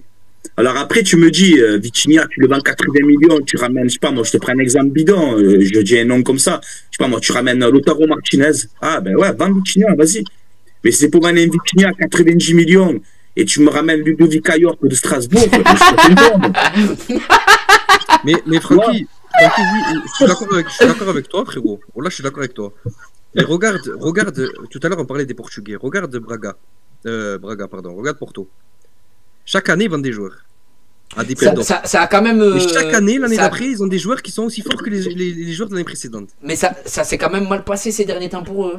Ils ont eu cette épopée en Ligue des Champions où ils ont éliminé la Juve. Mais chaque année, ils jouent avec les champions. Oui, chaque année, ils sont réguliers en Ligue des Champions. Moi, je te parle au niveau des ventes des joueurs. C'est plus les montants d'avant. Porto, ils se sont fait dépasser par exemple par des clubs comme Leipzig, Monaco, t'as même Benfica. Ils ont acheté Enzo Fernandez 3 millions, ils vont le revendre 130. C'est juste incroyable. Après, si c'est le modèle à suivre pour se qualifier en Ligue des Champions chaque saison, je sais pas si je serais prêt à accepter que n'importe quel joueur puisse quitter le club à partir du moment où il y a une bonne offre. Tu as besoin quand même de stabilité. Exactement, non, ouais. Mais qu'est-ce qu'il a dit, Longoria? Qu'est-ce qu'il a dit, Longoria, en conférence de presse? C'est sur des cycles de 2-3 ans. Ah, c'est ça, Longoria, c'est ça. Hein. Non, c'est ça, tu as raison. Je suis entièrement d'accord. Il faut renouveler l'effectif, exactement, il a dit ça. Il faut renouveler l'effectif sous maximum 2-3 ans. Après, si tu es en progression, par exemple, on te prend l'exemple d'aujourd'hui, on fait une barre de 10. Tu as une barre de progression à 6. Dans 2 ans, tu fais tes ventes, comme tu dis, de chair, tout ça et tout, des joueurs comme Vitinha, que tu peux vendre peut-être 60 millions, par exemple. Ça fait un bien pour les caisses du club, pour tout ce que tu as envie. Tu as la barre de 6 aujourd'hui. Si dans 2 ans, tu passes à la barre de 8, moi, je le fais. Tu comprends? Si demain, voilà, on peut rien dire, mais d'année en année, quand même, on s'améliore, pour dire la vérité. Oui, mais voilà, qu'on reste dans cette continuité-là. Si c'est pour vendre tes meilleurs joueurs, mais à la fin, tu dis, putain, j'ai vendu Vitinha pour prendre Tartampion. Non, parce que c'est ce qui a fait défaut à Monaco. Hein. Monaco, voilà, le début de la fin, c'est que ça a marché 2-3 ans, et au bout de 3 ans, tu te trompes. Tu te trompes sur beaucoup de joueurs, sur beaucoup de jeunes joueurs. Oui, mais Monaco, ça a commencé à ne plus marcher quand? À partir de la... après le titre de champion de France. À partir du moment où Luis Campos est parti. Oui, mais ils ont... Attends, tu as Luis Campos qui est parti, ok. Mais la même année, tu perds quand même Mendy, Fabinho, Bernardo Silva, et tu les remplaces par qui? Parce que Luis Campos part. C'est quand même un système qui a ses limites, moi je trouve. Khalil, quand je te dis ça, mon frère, c'est pour te dire en gros l'importance de Longoria. En fait, il faut un mec qui connaisse le ballon, frérot. Et qui anticipe. Un gars qui va anticiper. Et c'est pour ça qu'il fait venir Ribalta. Parce que Ribalta. Mais on parle pas assez de lui, hein. Oui, on parle pas de lui parce qu'on n'a jamais entendu le son de sa voix. On dirait Voldemort, frérot. mais moi, je le vois. Et c'est lui qui fait venir les joueurs en vrai de vrai. C'est pas moi, frérot. Moi, je le vois comme dans Kenny dans South Park. Chaque fois qu'il doit parler avec les joueurs. C'est Bernardo, le mec. Ah ouais, on n'a pas. Mais tu sais quoi, Ribalta, j'en suis sûr, hein, qu'il a un soum-soum comme ça. C'est lui qui te fait tous les. Bien sûr que c'est lui. Alors, pour avoir parlé. Regarde les conférences de presse des fois de l'OM, quand ça pose des questions bizarres, tu sais, à l'entraîneur, tout ça. Ribalta, il est là, il est comme ça, il est mort de rire, il se moque. Je vais vous raconter. Il me régale en vrai, finalement. Je vais vous raconter une anecdote sur Ribalta. J'ai comme contact, c'est un ami qui travaille à l'Olympique de Marseille, au quotidien avec les joueurs. Voilà. Il n'est pas, lui, dans le sportif, il n'est pas dans ça. Mais je lui ai demandé, moi, Javier Ribalta, on l'a jamais entendu parler et tout. Et il m'a dit qu'effectivement, Javier Ribalta, c'est une personne, c'est un personnage, il est très, très, très timide. Voilà. Après peut-être il est muet, on sait pas. Mais... Non. C'est quelqu'un qui est... C'est qu'il se met pas en avant. Il y a des gens pour se mettre en avant et lui il fait son travail. Lui il veut rester tranquille. Apparemment, il est très très timide et c'est une personne très très très réservée. Même quand tu lui dis bonjour, tu lui serres la main. Apparemment, tu vois, il est un peu gêné. Donc voilà. Donc c'est important de saluer son travail aussi parce qu'on parle beaucoup de Pablo Longoria. Peut-être la médiatisation. Ben lui c'est pas lui c'est le terrain et faire ses choses et voilà. De toute façon, il a dit ça, il avait dit Longoria ça. Moi, je peux pas être sur le terrain, je peux pas être avec les joueurs, je peux pas. C'est pour ça qu'il a pris Ribalta. Parce que Ribalta, il sait très bien comment il travaille. On peut parler de David Frio aussi. Et moi, je te parle surtout de sa relation avec Ribalta parce que déjà, c'est une relation amicale. Déjà, ils se connaissent très très bien. Exactement. Et en plus de ça, frère, Ribalta, il a beaucoup de crédit dans le monde du football. il a fait venir des joueurs à la Juve. C'est devenu des cracks, frérot. Des Djibala, il a fait venir Tevez à la Juve, il a fait venir Cristiano Ronaldo à la Juve. Tu vois, c'est un mec, frérot, dans le monde du football, c'est quelqu'un. Genre, c'est pas, frère, il est pas sorti d'un chapeau, tu vois ce que je veux dire? En gros, c'est pas anodin et c'est pas Bruno Chirou. C'est pas anodin. Nous dire, c'est ça, frérot. C'est pas Bruno Chirou qui te dit, oh, j'ai signé Azmoun, hein. J'ai signé Azmoun, hein. On attend toujours, hein. Ça fait 8 mois qu'il a signé Azmoun. Exactement. Chirou communique. Et avec... Pardon, excusez-moi. Tu as raison, c'est une comique. Et j'ai envie de vous poser cette question maintenant. Avec ce recrutement, voilà, ce recrutement, j'ai envie de dire XXL réalisé par l'Olympique de Marseille. Alors, plus que jamais, l'Olympique de Marseille est-il le grand favori? Je dis bien le grand favori pour la course au titre. Je dis bien au titre de champion de France. Donc, et pour vous, est-ce qu'il y a un club en France? Est-ce que pour vous, il y a un club en France qui a réalisé, à votre sens, un meilleur mercato que celui de l'Olympique de Marseille, en toute objectivité? Donc voilà, on va commencer par Steve. Lyon a bien vendu. Hein. Ils ont fait venir Jeffinho. Je vais faire le tricot, je te jure. Mais Francky, je te l'ai dit. C'est pas anodin. Je te l'ai dit. Avec sa tête ici. Je te l'ai dit, Francky. Non, t'as pas le droit, par contre. Tu peux prendre des droits d'image à la personne, genre je sais pas quoi. Non, mais tu mets des yeux bridés, comme ça fait... mais fais-moi confiance. Tu mets des lunettes. Des lunettes de soleil. Faites-moi confiance, je vais essayer de vous faire le t-shirt et je t'en envoie un Steve, un à Hakim et un à Francky. C'est pas anodin. Je le mets tous les jours, je le lave pas et tout, t'inquiète. Voilà. Non, au niveau mercato, non. Parce que j'ai envie de... On est bien. Parce que financièrement, faut quand même en parler. Là où la plupart des clubs de Ligue 1 ont dû vendre leurs joueurs pour des offres, tu peux pas refuser. Toi, non seulement tu as gardé tes meilleurs éléments, mais en plus, tu as dépensé. Tu t'es renforcé. Donc, est-ce que pour vous, l'Olympique de Marseille est-il devenu, avec ce recrutement, le grand favori pour cette course au titre de champion de France? À vous l'honneur, les amis. Je commence, moi, si tu veux. Allez, vas-y, mon ami. Oui. Un grand oui, même. Tu sais pourquoi? Alors, vous allez me dire, Lens, ils sont costauds, ils jouent bien au foot et tout. C'est vrai, il faut dire la vérité. Mais ça va un peu moins bien dans le jeu, hein, pour eux. Déjà, rappelle-toi, je t'avais dit qu'ils allaient s'effondrer. Pour moi, ils vont s'effondrer en fin de saison. Rappelle-toi les 2 dernières saisons qu'ils font. C'est quand qui sont le plus mal dans la saison? À la fin. À la fin de la saison. Et cette saison-là, ils ont eu de la chance. Ils ont fait venir Thomasson, qui est un très bon joueur. Qui c'est qu'ils ont fait venir aussi? Ils ont fait venir un deuxième joueur là. J'ai pas tout suivi dans le mercato. Ouais, Thomasson et ouais, un autre. Ils ont fait venir un deuxième joueur, je sais plus c'est qui, mais c'est un bon joueur aussi. Mais pour moi, ils ne sont pas armés pour aller titiller le Paris Saint-Germain sur une saison complète. Sur la moitié de la saison, déjà ce qu'ils ont fait, c'est extraordinaire. Voilà. Avec l'effectif qu'ils ont, c'est extraordinaire. Ils ont un bon effectif, mais un effectif pour jouer la 3 et 4e place pour moi. Tu vois, ils ont un effectif aussi étoffé que celui de Rennes, par exemple. Tu vois. Non, je dirais pas. Hein. Parce que si tu enlèves les blessures à Rennes, ils ont quand même du monde, hein, Rennes aussi. Hein. Oui, mais frérot, c'est bien huilé, Lens. Ça fait 3 saisons qu'ils jouent tous ensemble. Ils se connaissent par cœur. Tu le vois très bien que c'est. T'as vu? Frère, même le match contre Paris, ils les ont éteints, frère. Ils ont un collectif, ils ont un entraîneur. Ils ont un entraîneur qui prône le jeu. C'est un très très bon entraîneur. Mais je te dis, pour concurrencer Paris sur toute une saison, il te faut un effectif avec, comme il a dit Francky tout à l'heure, comme il a dit Longoria, 20 joueurs. Mais ces 20 joueurs-là, il faut qu'ils soient capables d'assumer d'être titulaires à n'importe quel match. Exactement. Et là, c'est ce que tu as. On peut penser à Ruben Blanco, hein, face à Monaco. Exactement. Tu as 2 joueurs par poste. Tous les postes sont doublés. C'est ce qu'il a dit Longoria à la fin du mercato, quand il fait son mercato d'été. Il a dit l'objectif, c'est de doubler tous les postes. S'il y a un départ d'un arrière-droit, t'as un arrière-droit qui arrive. S'il y a un attaquant qui part, Dieng, il est parti. Vitinha, il est arrivé. Gerson, il est parti. Unai, c'est comme ça. Et tu as des joueurs qui ont progressé aussi. Hein. Et Exactement. Kolasinac. Kolasinac, Et même Balerdi. Alors, ils ont.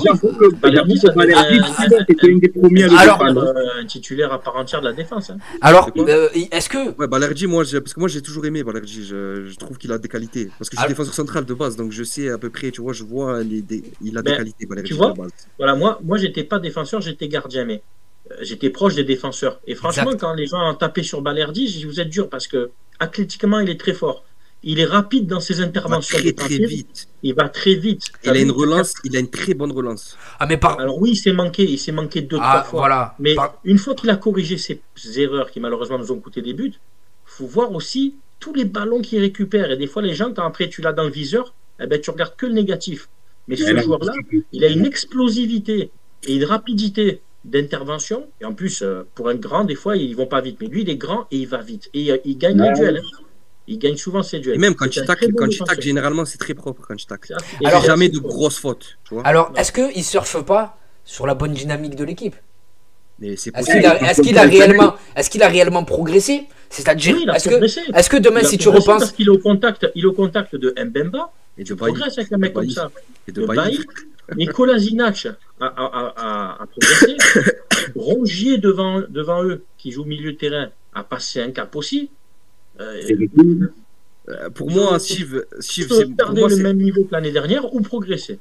Pour moi, Rongier, il n'a pas progressé. Il avait ce niveau-là déjà l'année dernière. Sauf que tu le vois plus là parce qu'il est dans l'axe, dans son poste à lui, c'est son poste de prédilection et qu'il ne joue pas à droite. Mais ce qu'il faisait en tant que latéral droit, bizarre là, t'as vu?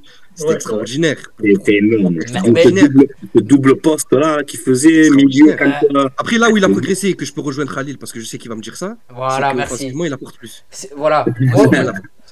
Merci. Moi, Rongier, je vais faire mon mea culpa. Voilà. Parce que je lui ai souvent tapé dessus. Parce que je trouvais qu'offensivement, il apportait quasiment rien. Voilà, c'était toujours des passes latérales. Et dans les 30 derniers mètres, il prenait pas assez de risques, il frappait pas. Voilà. Et là, depuis la reprise de la Coupe du Monde, franchement, il est étonnant. C'est juste incroyable.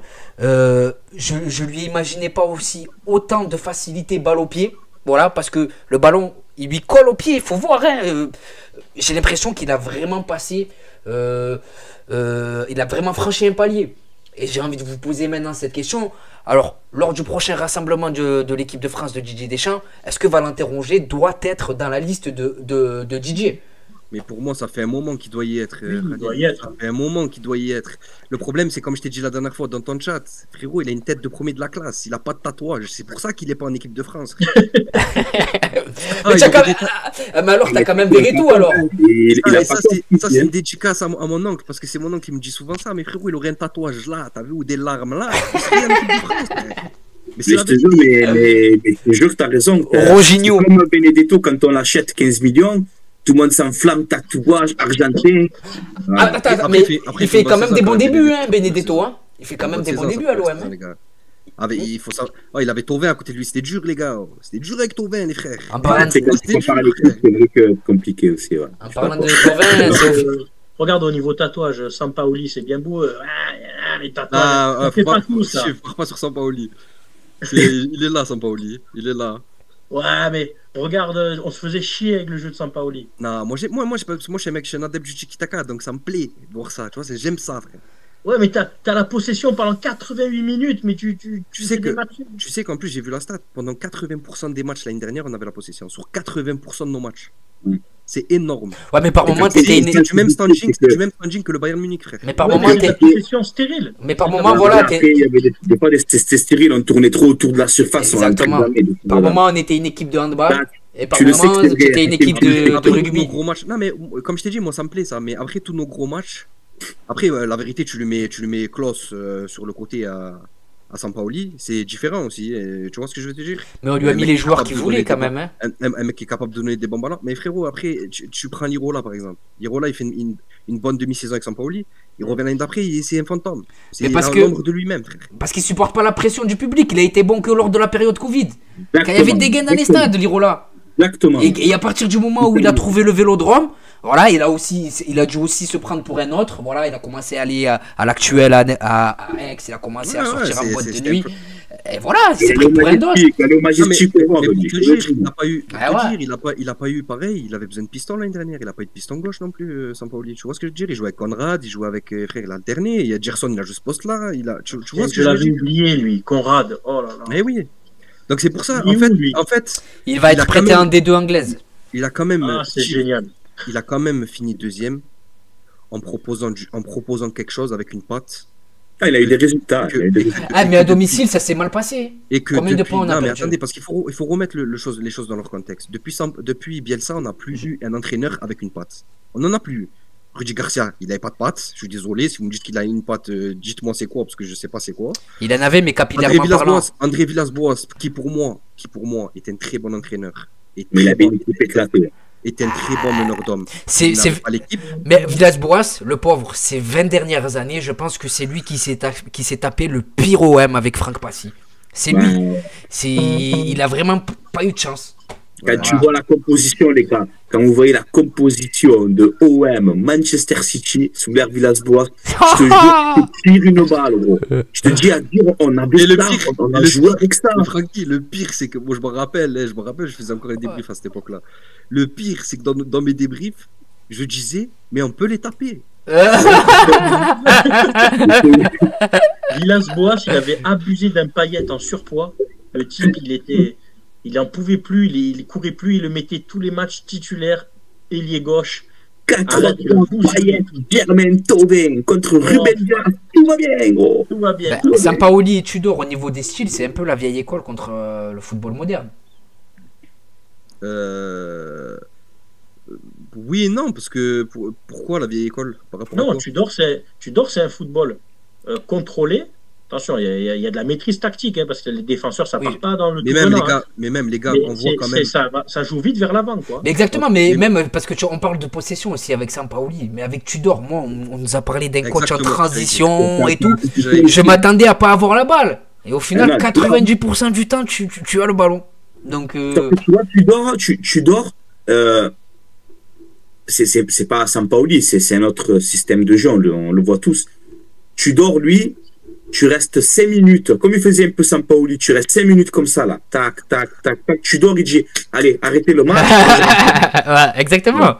Non, mais tu vas aller au but, tu vas y aller, à un moment donné, au but, gros. Allez, vas-y, rentre dedans, rentre. Vous voyez on voit aussi que les séquences de la saison dernière, pour certains joueurs, elles sont restées là. On voit pour Rongier, par exemple. On voit pour Guendouzi. Quand à un moment donné, on est oppressé et qu'on a du mal à ressortir le ballon correctement, tu vois que cette touche technique, elle est encore là. Tu vois ce que je vais te dire? On n'est pas mis en pression. On n'est pas mis en pression derrière. Les circuits de passe, ils sont fluides. Alors, Tudor, il a rajouté sa patte. Mais Longoria, il n'a pas mis Sampaoli là par hasard. Après, attention, je ne critique pas Sampaoli. Non, je sais. Tu sais très bien. Je sais que tu l'aimes bien. Tu sais très bien que j'adore Sampaoli et tu sais que Tudor au début de saison, je voulais qu'il parte et j'étais encore sous l'effet Sampaoli. Tu vois, il faut comprendre les supporters. Et là, d'un coup, quand je vois finalement le jeu, que je commence au fur et à mesure à comprendre ce qu'il veut faire, je me dis, mais en fait, peut-être c'est grave ce que je vais dire, mais Tudor, il me fait penser à Bielsa. Moi, il me fait penser à Jürgen Klopp. Le Liverpool de Jürgen Klopp des grandes années où ça joue vraiment en transition rapide vers l'avant. Est-ce que tu aurais imaginé une seule seconde me dire la phrase que tu viens de me dire? Jamais de la vie, mais jamais de la vie. Tu dois te penser à quoi? Il sait correctement le dit chaque jour. Jamais de la vie, jamais. Mais il nous servira de leçon. Je pense qu'il nous servira de leçon à tous. À tout ça, il est arrivé avec un nom qui jouait pas à sa faveur aussi, Tudor. C'est pas rêveur, ça fait pas. Ben oui, faut être honnête. Tudor, il y avait déjà ces jeux de mots. Waouh, si tu dors, t'inquiète. Non, il a été sifflé aussi dès la première journée, avant même le coup d'envoi. Il s'est battu. Heureusement qu'il a pas entraîné de l'époque de David Sommeil. Ah ouais. Oh, David Sommeil, même après, si je me rappelle, il avait 35 de vitesse. Avec son crâne et tout, au sommeil. Tu es allé loin, là, tu m'as régalé. Et pour conclure sur Tudor, ça va faire la transition pour l'avant-match. Voilà, il est arrivé décrié, insulté, sifflé. Et 20 journées de Ligue 1 plus tard, voilà, tu quand même, tu fais un parcours pour l'instant historique. Parce que jusqu'à présent, je crois que personne n'a fait mieux que lui dans l'histoire olympienne. Voilà, maintenant c'est même plus au 21e siècle. Hein. Maintenant c'est dans l'histoire olympienne. Voilà, parce qu'il a pas perdu face à Monaco, donc il a poursuivi cette série. Donc j'ai envie de vous dire, voilà, Igor Tudor, c'est l'homme fort. Et ça sera l'homme surtout à garder en fin de saison. D'habitude, on a plutôt tendance à vouloir garder nos joueurs. Et là, j'ai envie de vous dire, attention à Tudor qui pourra attirer l'attention de pas mal d'écuries. Oui, de clubs, je pense. Ouais. Ah oui, ça peut attirer les regards. En fait, l'OM grandit et en fait, Tudor, tu sais, 19 clubs en 10 ans, ou je sais pas quoi, 10 clubs en 9 ans, ou je sais pas quoi, là. En fait, l'OM est en train de grandir. Nous, on le remarque pas. Mais je peux vous dire que l'OM est en train de grandir petit à petit. Et Tudor, grâce à l'OM, est en train de grandir. Exactement. Parce que j'ai l'impression que pour lui, Marseille, c'était soit ça passe, ou soit il est définitivement grillé pour le ballon. C'est énorme. Ce qu'il réalise, c'est énorme. Énorme. Et au-delà de ses qualités tactiques, c'est aussi un coach qui est capable de bluffer l'adversaire. Son coup de gueule dans les couloirs du Vélodrome, avant Sporting Lisbonne, au Vélodrome, où il met dès le début la pression psychologique sur l'adversaire en criant au scandale, pour piquer les joueurs et leur montrer que rien n'était... voilà. Donc maintenant, on va enchaîner, les amis, avec l'avant-match. Voilà pour le mercato. Donc on va enchaîner avec les enjeux de la rencontre. Tout simplement, une équipe nantaise qui voudra poursuivre sa mission maintien, et un Olympique de Marseille qui se doit de s'imposer pour rester accroché au bon wagon de tête, et qui voudra poursuivre sa série d'invincibilité. À noter les retours de Jonathan Klaus et Paolo Lopez. C'est une excellente nouvelle. Ils sont de retour dans le groupe. Ok, d'accord. Donc, donc voilà, l'arbitre de la rencontre. Le match sera dirigé par Willy Delajode. Il sera assisté par Philippe Jeanne et Erwan Finjean.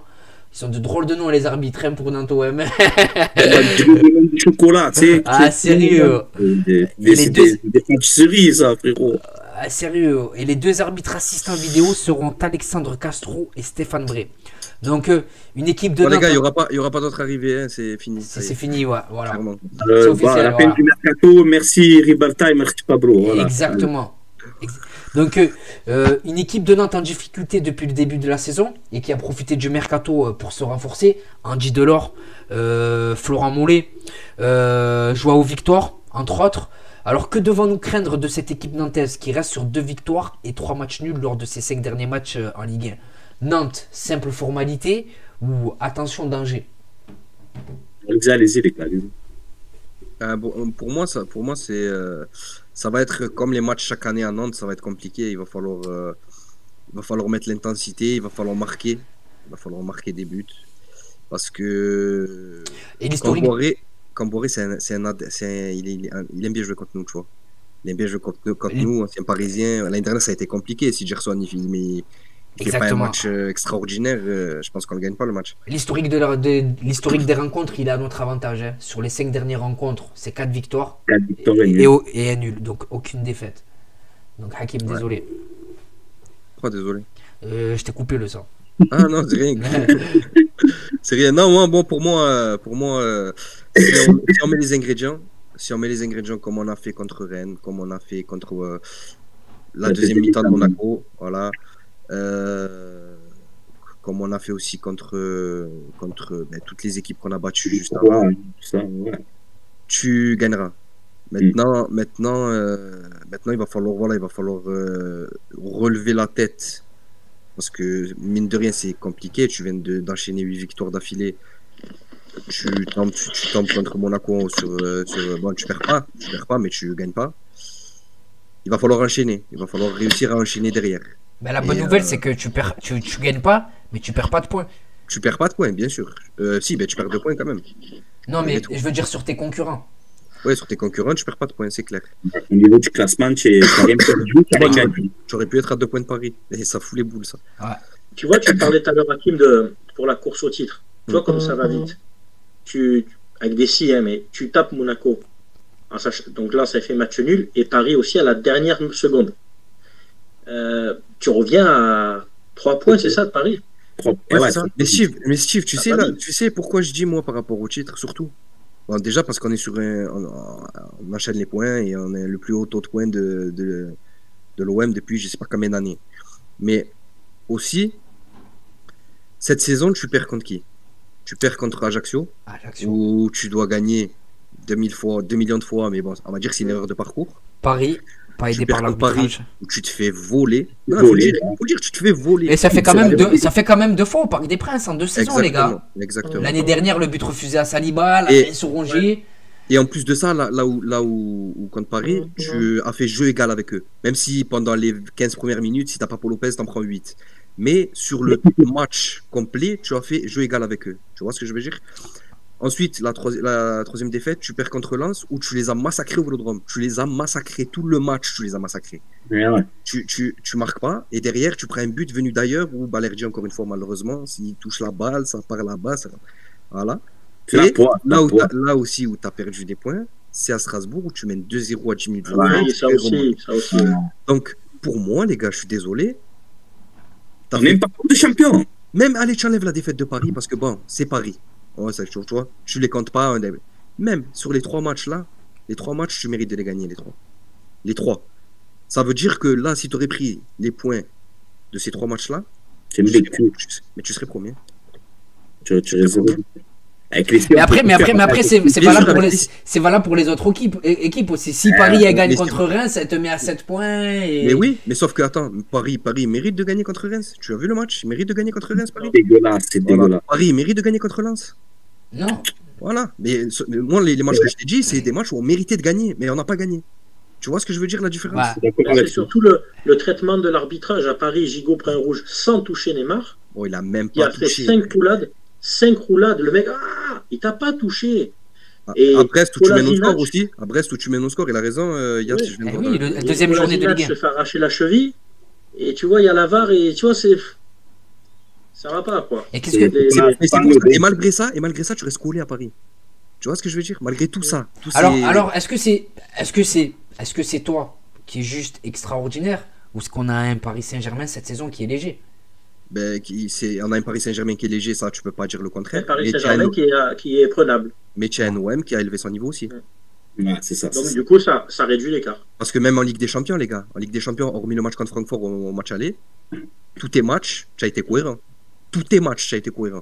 Ouais. Tu as juste manqué d'expérience par moment. Tu as manqué d'expérience et tu as manqué de réalisme. Pas des 3-0, des 4-0, enfin, tu perds pas. C'est pour ça que je te dis, tu as passé un palier. C'est vrai. Ce qui était flagrant, on a parlé du match face à Manchester City tout à l'heure. Ce qui ressort pour moi du match face à Manchester City en Ligue des Champions, quand on les a affrontés, c'est qu'on était plus proche d'un sparring partner que d'une vraie adversité. Et là, tu vois que face à Tottenham, c'est un cadre d'or de première ligue. On parle d'un club qui est Big Five, Big Six, je sais pas comment ils disent là-bas. Qui est multimillionnaire, qui a un effectif. Et autant au match aller qu'au match retour, tu les as, mais je les ai sentis inoffensifs, sans solution et incapables de répondre à ce qu'on leur proposait. Frérot, pour Tottenham, rappelez-vous, mais la première mi-temps qu'on fait là-bas, on les regarde bien dans les yeux. On était incroyables. Et le match au Vélodrome, je te jure, des fois, mais c'est grave ce que je vais dire, mais regardez le match, vous regardez le replay, vous le remettez chez vous. Regarde OM Tottenham, même au retour, la première mi-temps, je te le jure, j'ai l'impression que c'est OM Angers. Bah oui, je suis d'accord avec toi. La première mi-temps, tu les as mangés. Ils étaient acculés sur. Mais c'est Tottenham, ça, c'est pas. Et en fait, non. Après c'est nous, on fait déjeuner la personne. Bien sûr, déjà, premièrement, et deuxièmement, tu as compté sur le banc aussi. Et il savait très bien, il avait dit, rappelle-toi, à l'avant-match, il avait dit, ça va être compliqué contre Marseille. Il savait très bien à quoi s'attendre. Déjà, t'as 60 000 singes dans les tribunes qui sont en train de. Comment ça, frérot? Tu vois ce que je veux te dire? Frère, ça te donne envie, t'es un joueur de l'OM, frère, t'es comme ça, tu vois ce que je veux te dire, c'est normal, frère. Ouais, mais même si t'étais comme ça, t'es un joueur de l'OM, t'as l'ambiance, même si on n'avait pas la Ligue des Champions, t'avais une équipe moyenne avec un public de foot, j'en prenais 4 face à Paris. Oui, mais parce que t'avais pas une équipe sur le terrain, Khalid. Voilà, oui, c'est pour ça que je te dis ça. C'est pour ça que je te dis ça. Frère, tu as 60 000 furieux qui crient comme des fous, frère. C'était les joueurs, comme rappelle-toi, Leipzig. Et encore, si je ne dis pas de bêtises, on a eu pas mal. Au final, on a été quasiment sanctionné à tous les matchs de Ligue des Champions. Huis clos sportifs, Tottenham, t'as pas le virage sud ou nord. Mais ça, c'est ça, qu'est-ce que je te dise? À un moment donné, frère, j'ai l'impression qu'ils nous regardent qu'à nous, t'as vu? Quand on joue avec les champions, ils nous regardent qu'à nous, on dirait. Mais non, franchement, cette saison, t'as été cohérent. Dans tes gros matchs, t'as toujours répondu présent. Parce que malgré tout, cette saison, même en championnat, tu perds contre Lens, tu perds contre Paris, les 2 matchs où c'est un vol. Tu gagnes contre Lyon. C'est à noter aussi parce que Lyon, quand il joue contre l'OM, il joue pas contre comme toutes les équipes de Ligue 1. Les dernières saisons. Non, mais surtout Lyon. Regarde avant Villas-Boas, ça faisait pendant 10 ans, on n'avait pas gagné contre Lyon au Vélodrome. Ouais. Donc pour te dire, t'as vu, pour Lyon, c'est un match, même les Lyonnais, c'est un match, vas-y, important pour eux, tu vois. Donc tu bats Lyon, tu bats Monaco chez eux, où ils font une très belle première mi-temps, Monaco, là-bas aussi. Il faut le souligner, ça aussi chez eux, ils ont été très bons en première mi-temps. En deuxième mi-temps, tu es rentré, il y a un nouveau visage. Et en plus de ça, quand tu gagnes ces 2 matchs-là, c'est juste après l'élimination Ligue des Champions. Mentalement, tu peux plus t'écouler. Exactement. Et c'est là où moi je veux accentuer sur Tudor. Comme vous savez, c'était pas du tout ma tasse de thé. Mais il faut rendre à César ce qui appartient à César, comme je vous ai dit. Il a réussi à mettre une âme dans cette équipe et une âme de guerrier. Quand je vois la dernière fois ce qu'il fait à Tavares à l'entraînement, vous l'avez vu ça? Ouais. Quand j'ai vu ça, j'ai dit c'est bon, vas-y c'est bon, prends les clés, vas-y, fais ce que tu veux. La vérité. Et comme il a dit tout à l'heure, je sais pas, mon stade, il a dit, ça nous servira de leçon. On a jugé les matchs amicaux, on a jugé trop vite, et surtout que Tudor, il te disait, les gars, les matchs amicaux, c'est des matchs amicaux, la compétition, c'est la compétition. Rappelez-vous de ça. Exactement, et dès la première journée de Ligue 1, on a écrasé, c'était qui?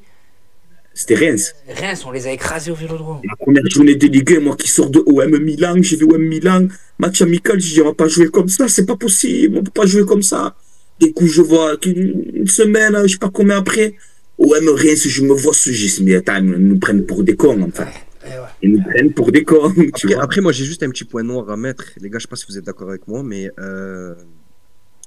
on a oublié tout à l'heure de parler dans le mercato. Je sais pas si vous en avez parlé avant moi, mais Isaac Touré.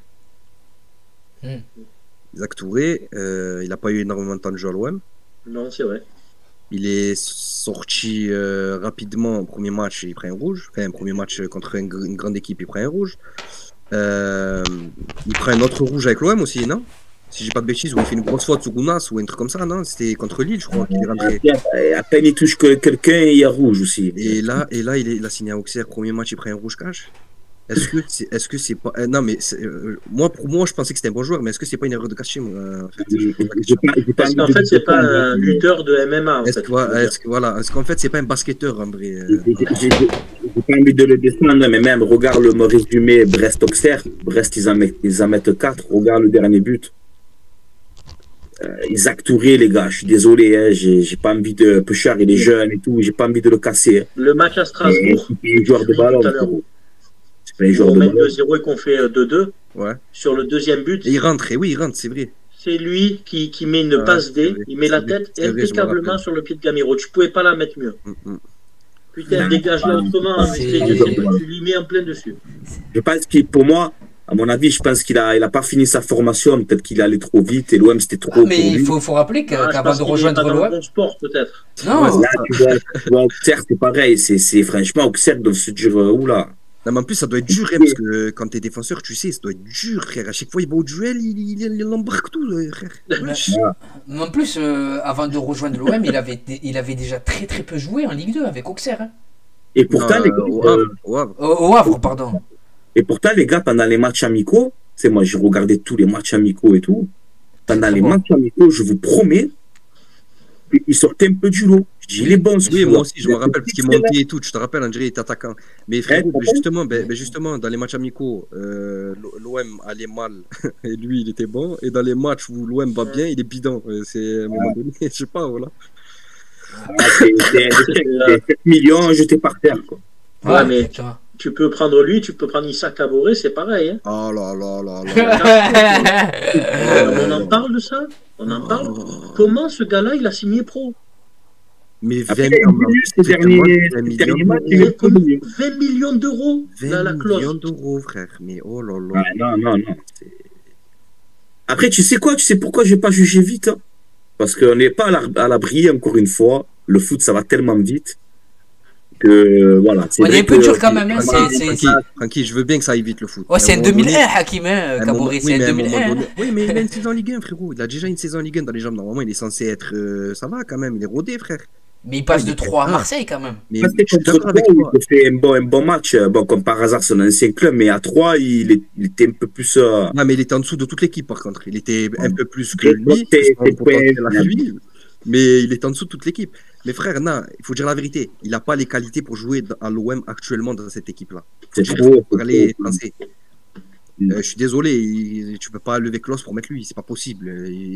Et d'ailleurs, c'est surtout qu'il a rien montré, quoi. Il n'y a même pas un petit. C'est ça, exactement. Il s'est pas centré, il déborde, il part en corner. À un moment donné, ça y est. Et en plus de ça, regarde Tudor. D'ailleurs, ça va appuyer notre propos. Tu mets Ender. Regarde Tudor. Déjà, il met Ender. Et deuxièmement, il a à 3-4 minutes de la fin, il allait le faire rentrer, il a dit va t'asseoir. Ouais. Et pourtant, à 3 l'année dernière, c'est 3, hein, mais il fait une bonne saison. Donc, Et on était plutôt son entrée à Montpellier, les gars. Oh là là. C'était bouillant. C'était bouillant. Pourtant, on était tous emballés à son arrivée. Hein. Alors lui, il nous a fait le contraire de Tudor, lui. Il est arrivé, frère, viens, on t'amène à la chicha si tu veux. Si t'es honnête, d'ailleurs on en avait parlé, mon premier débrief à Auxerre, j'avais dit quoi? Ouais, il t'avait dit qu'il était nul et que je te trouvais dur. Frère, je l'ai vu d'entrée, hein. Pour ça, je comprenais pas la hype qu'il y avait autour de lui. Je l'avais vu moi déjà à 3, mais c'était genre frère de. C'est pas Kenny Lala non plus, t'as Strasbourg, tu vois ce que je veux te dire. C'était un joueur voilà, de bas tableau, frère. Après, qu'est-ce qu'il fout là? Tout le monde dit. En plus, 20 millions, j'ai vu ça, j'ai dit, moi, c'est quoi ça? Et quand tu penses aussi ce qu'on a fait pour Lirola avec des hashtags free Lirola. Oui, mais frère, non, mais Lirola, il avait des qualités, frérot. Je peux pas, c'est indéniable ces qualités à Lirola, frérot. Je vois pas plus sur ce que j'ai vu de Lirola les derniers mois, je ne vois pas plus de qualité qu'à Issa Kaboré. Ouais, mais sauf que Lirola, pendant 6 mois, tu l'as vu, il était au top niveau aussi, frère. Il a prouvé. Ouais. Il a jamais eu, Kaboré, il a jamais eu le niveau de Lirola pendant les 6 mois avec Sampaoli, là. Mais en fait, Lirola, je vais te dire. Lirola, c'est mentalement. C'est mentalement. En fait, voilà, il a raté son bac. Le bac blanc, c'était sans le vélodrome, c'était au vélodrome, sans public, sans rien. Et le jour de l'examen, il a chié dans la colle, la pression, et voilà. Il a pas les épaules. Les gars, il y a mon oncle qui dit dans le chat, Crupo ça. Oh là là là là là.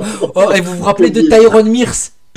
Ouais, Tyrone Mears, il avait marqué, c'était où? À l'Ajax. À l'Ajax avec le maillot doré.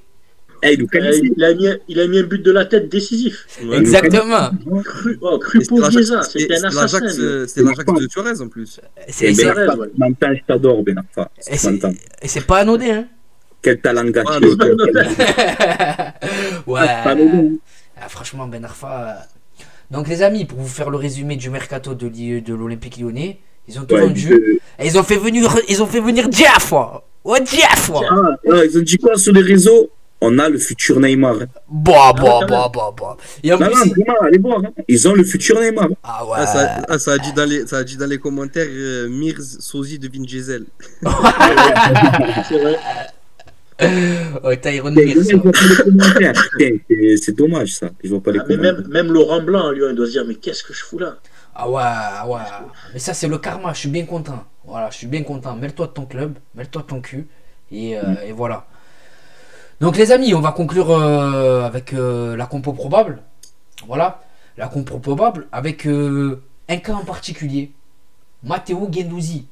Donc il est complètement passé à côté de sa mi-temps face à l'AS Monaco.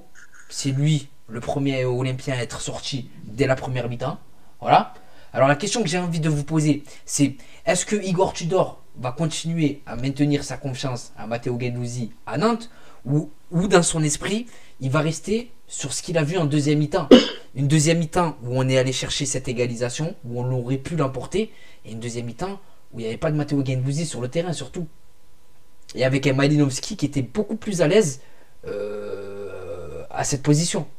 Ouais, moi, j'ai préféré déjà Malinowski en milieu offensif gauche que Guendouzi, honnêtement. Hein.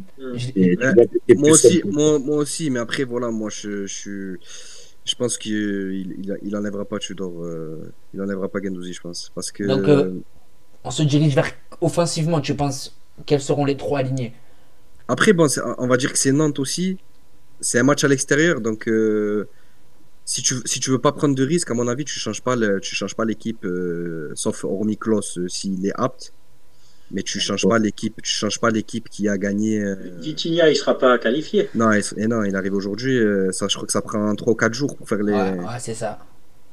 Par contre, Azdin Ounahi, voilà, à noter, la première aussi d'Azdin Ounahi dans le groupe. Voilà. Donc on a Ounahi, mais Vitinha, il sera là pour Nice. Exactement. Et après, franchement, je pense que Guendouzi, il peut nous apporter tellement, les gars, dans ce... Parce qu'en plus, si vous regardez bien le match contre Rennes, en plus, t'étais au stade, Francky, il joue bas quand il joue. Contre Rennes, il était un peu comme dans un milieu à 3. Exactement, il redescend. Et Malinowski aussi, il le faisait quand il était là. En fait, ça faisait une ligne de 4 au milieu de terrain. Et en fait, ce qui est bien avec ça, c'est que tellement Tavares, que je peux plus me le voir, les gars, je vous le dis clairement. Je peux plus me le voir, j'arrive plus. C'est physique maintenant. Tavares, il fait spécifique contre Monaco. Exactement. Tellement il défend pas. C'est un attaquant. Il a fait un rabais. Je t'ai dit, tellement il défend pas et que c'est un attaquant. Mais attends, je me permets de te couper pour rebondir sur ce qu'il a dit, Steve. C'est lui qui amène le premier but avec sa frappe. C'est Nubel qui l'a amèné. Oui, mais c'est qui le tire? Mais ma grand-mère l'aurait tiré comme ça, frère. Arrête. Non. Nuno Tavares, il y a du déchet. Il a mis une grosse frappe là. Il a mis une grosse frappe sur le but.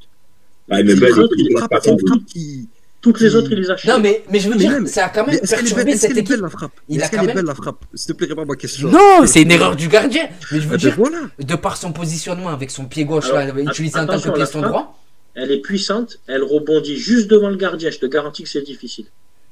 Non, je sais, mais après Nubel, non, mais Nubel quand même, c'est Nubel, il fait l'erreur. Tu veux dire pour Lopez, Nubel fait la faute de main et Sanchez à la vista d'aller de exactement. Mais merci Sanchez. Parce que combien de fois, Steve, il arrive devant la cage, tu sais, même toi, tu es sur ton canapé, tu sais qu'il va frapper. Ça me rappelle, rappelez-vous Gignac avant. Le crochet, bam. Il frappait tout le temps. Il y a une saison où il faisait que frapper. Il faisait que frapper. Tavares, quand il arrive aux abords de la surface, Sanchez, il lui demande même plus le ballon. Il sait qu'il est démarqué, mais il lui donne pas. Donc, vas-y, frappe. C'est normal, il a 5 buts. Mais dans le même temps, tu as Klose de l'autre côté. Parce que déjà, un piston, on lui demande quoi? On lui demande de faire des passes décisives avant de mettre des buts. Déjà, premièrement. Klose, dans le même temps, il a 7 passes D et 1 but. Donc, il a un plus gros ratio que Tavares. Kolasinac, qui a joué plus dans l'axe, il a 3 buts et 1 passe décisive. Tavares, il a 5 buts, 0 passe décisive. Dites-moi à quoi il sert, à part marquer. Le seul but gros match, entre guillemets, où il a marqué, c'est contre Nice. Là-bas. Il y a encore gros match, frère. Non, mais je te parle quand des grosses équipes, dans des gros matchs. Ah ouais, ok. Il a toujours été éteint dans les gros matchs. Vous pouvez pas me dire qu'il a fait des bons matchs contre les grosses écuries. Mais il n'a pas été ridicule non plus. En Ligue des Champions? Il n'a pas été ridicule non plus. En Ligue des Champions, frérot, contre le Sporting, là où on a dominé nos matchs, ça a été le plus mort sur la pelouse, frère. Plus mort que les joueurs du Sporting. Quand le Sporting, c'est non, après, je dis pas qu'il a pas des qualités. Athlétiquement, c'est quelque chose, c'est un buff. Il a une bonne frappe de balle, même si j'en ai marre qu'il frappe, mais il a une bonne frappe de balle. Mais gros, il sait pas faire un centre. Combien de centres il a fait? Il n'a pas fait une passe décisive, frère. Au Klose, on dirait qu'il a une main à la place du pied, frère, lui. Là. Ouais. Exactement. Et moi, c'est ça. 5 buts, quand même, c'est à souligner aussi. La dernière fois, les gars, j'avais mis sur mon TikTok une question et j'aimerais bien vous la poser. Mendy, il a été, ça y est, il a plus d'affaires, il a été désigné non coupable. Donc ils lui ont retiré les 7 viols et le 8e ils l'ont pas retenu. Manchester City, il est en fin de contrat en 2023. Enfin là, Mercato. Je te vois venir, non. Festival.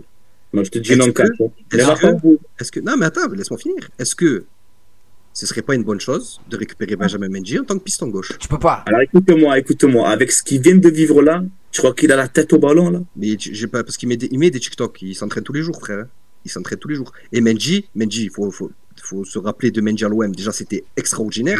C'est un monstre. Extraordinaire. À Monaco, et il laisse tomber. Manchester City, il laisse tomber. Et en plus de ça, il est pas très vieux. 26 ans.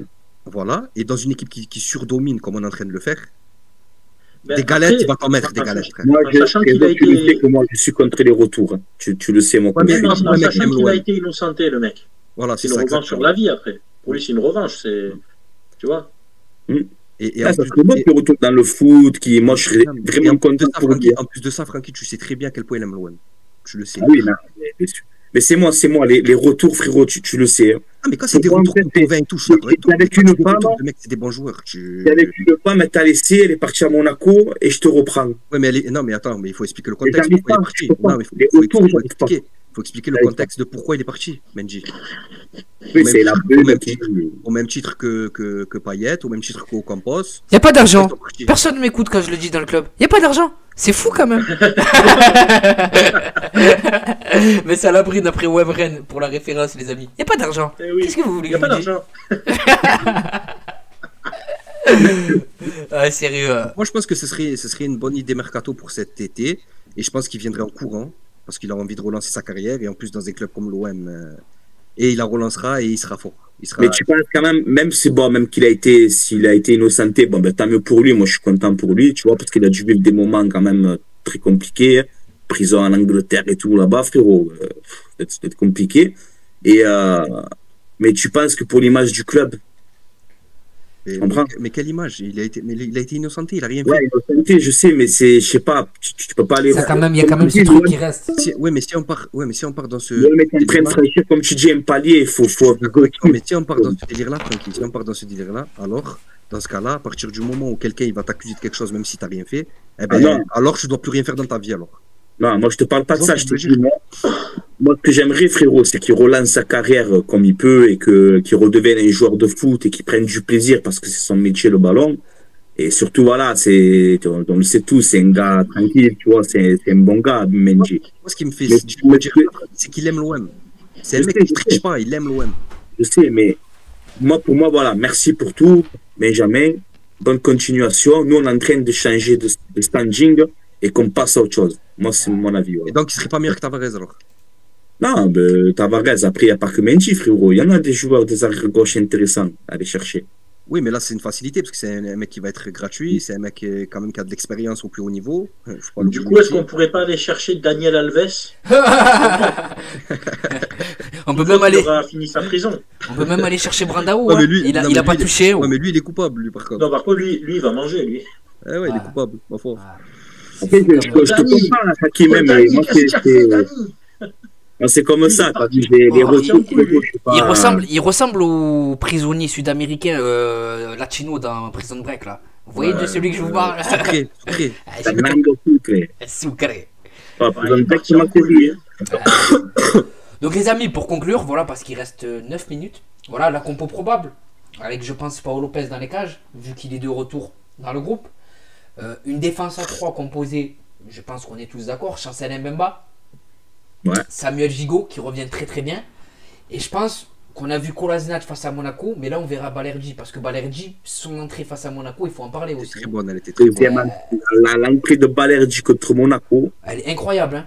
monstrueuse. Voilà. En termes d'agressivité, en termes de... Et c'est compliqué de rentrer dans un match comme ça. Je sais que j'étais pas, que je l'ai beaucoup taillé Balerdi. Et là, comme je t'ai dit, là, depuis même le retour et tout, comme je vois les matchs en ce moment, il est en train de franchir un cap. Mais je sais pas si vous avez remarqué, mais je crois qu'il a pris. Physiquement, ouais. Il est en Musculairement. train de monter en puissance. Mais ça, je sais pas si c'est le staff. Je sais pas si c'est le staff de Tudor. Voilà, c'est le staff italien. Ah oui, c'est clairement ça. C'est la Serie A. Donc, Klaus, il avait. Alors que c'est un joueur avec Rongier qui ont 40 000 poumons. Ils ont dit que la prépa qu'ils ont vécue avec l'Olympique de Marseille, physiquement, c'est la plus pénible en termes d'intensité, en termes de tout ce que vous voulez. C'est la plus difficile qu'ils aient connue de leur carrière. Il n'y a pas vu même à la fin de l'entraînement et tout, quand il y avait les prépas là, les joueurs ils se jetaient par terre. Et oui. Il y a que Sanchez, il tapait des pompes. C'est pas un humain, c'est un robot. C'est Alexis Sangrez. Sans graisse. C'est quoi, c'est Mbemba, Samuel Gigot, Gigot, tu verrais ça. Balerdi, ouais, je pense, non? Ok. Ouais, je valide. Ah, moi je pense que le Kolasinac il jouera. Ben, s'il joue pas là, il jouera piston alors. Parce que là tu peux pas l'enlever en ce moment aussi. C'est pareil, il marche trop sur l'eau. Il est beaucoup trop fort, frère. Ça veut dire que tu sors Tavares. Clairement, oui. Oui, oui, oui. Ensuite, pour le milieu de terrain, je pense qu'on est tous d'accord. Valentin Rougier et Jordan Verretou. Ouais. Voilà. Au niveau du piston droit, c'est Gizunder. Bah, Ouais. si Klos est apte, pourquoi pas le remettre dans le. Je sais pas s'il est physiquement bien. Ender, c'est pareil. Si tu lèves pas Kolasinac, tu peux pas lever Ender aussi. Ouais, mais pour moi, Ender, je le mets plus haut. T'enlèves Malinowski. Ah, on va arriver à ce trio parce que Ah. c'est le plus dur. Eh oui, Vas-y. c'est offensivement. Hein. Donc, Hein, tu sors côté Guendouzi, hein. Tu le piston, perds mentalement. Hein. piston gauche. Donc, on est d'accord. Kolasinac. Écoutez là. Non, non. Attends, Pour la- je- Pour la ligne offensive, je pense avoir les deux. Malinowski et Sanchez. Et après, je vous laisse un point d'interrogation. Voilà pour le côté gauche derrière. Ben non, moi en je mets soutien pas derrière. Malinowski. Tu verrais quelle ligne offensive? Mais ma ligne offensive de demain, ce serait Guendouzi, Ender et Sanchez. Et Francky? donc là, t'as un piston. Et Klos en piston s'il est apte. Et toi, Donc c'est quoi dans le trio quoi? Tu mettrais Malinowski, Sanchez, Non, non, je Ender. mets pas Malinowski, je mets Guendouzi, Ender et Sanchez. Malinowski, il a enchaîné 3 matchs là. 2 matchs et demi. 2 matchs où il a été titulaire. Et faire un peu. Remettre Ender à son poste. Mettre Guendouzi titulaire parce que ça reste Guendouzi quand même. Et mettre Sanchez. Et après, voilà, t'as 5 changements. Donc t'as le temps de voir venir. Tu peux faire. Ouais, tu rentres Unai, tu rentres. Voilà, tu mets Malinowski en entrée, je pense qu'il peut faire mal aussi. Et toi, Francky? Tu alignerais quel trio offensif? Bon, moi, bon, rien à voir. Tu sais, j'ai fait la vidéo tout à l'heure, donc j'ai tous les notes ici. Moi, je te donne la compo que j'ai fait. Bon, j'ai mis Blanco parce que, bon, comme j'ai dit dans la vidéo, je savais pas si Lopez était là. Donc là, tu me dis que Lopez est là. Donc, s'il est apte physiquement, même si Blanco, il a vraiment assuré l'absence de Lopez, bravo à lui. C'est bien qu'on ait deux gardiens de haut niveau, faut le préciser aussi. Ah, franchement, c'est bien, il m'a plu. Blanco, je suis content. Moi, perso, voilà, moi, dans ma compo, j'avais mis, donc, bon, Blanco, ben, je mets Lopez du coup. J'avais fait une défense. Mbemba, Balerdi, Kolasinac. Moi, perso, j'avais fait ça. J'avais mis Ender, piston droit, parce que je t'ai dit, Klos, je sais pas si physiquement il est vraiment apte. Donc, je remets Ender dans le côté droit. Tavares, l'ami du frérot Hakim, à gauche. Roger Verretou, parce que bon, en ce moment, c'est une paire que, même contre Monaco, ils sont allés un peu trop haut. Et je pense que Tudor, il va leur dire, les gars, c'est bien de monter, mais il faut rester là aussi de temps en temps. Donc, Roger Verretou. Et le trio, tu me fais hésiter avec Malinowski parce que c'est un bon argument ce que tu as dit. Donc, je pense que, ouais, peut-être ça. Mais bon, moi, j'avais mis Malinowski, Sanchez et la petite surprise. Donc, je sais pas si vous le voyez. Hein, j'avais mis ou Guendouzi ou Unai, moi, j'avais mis. Carrément, tu vois. Parce que Unai, il signe, mais physiquement, il est là.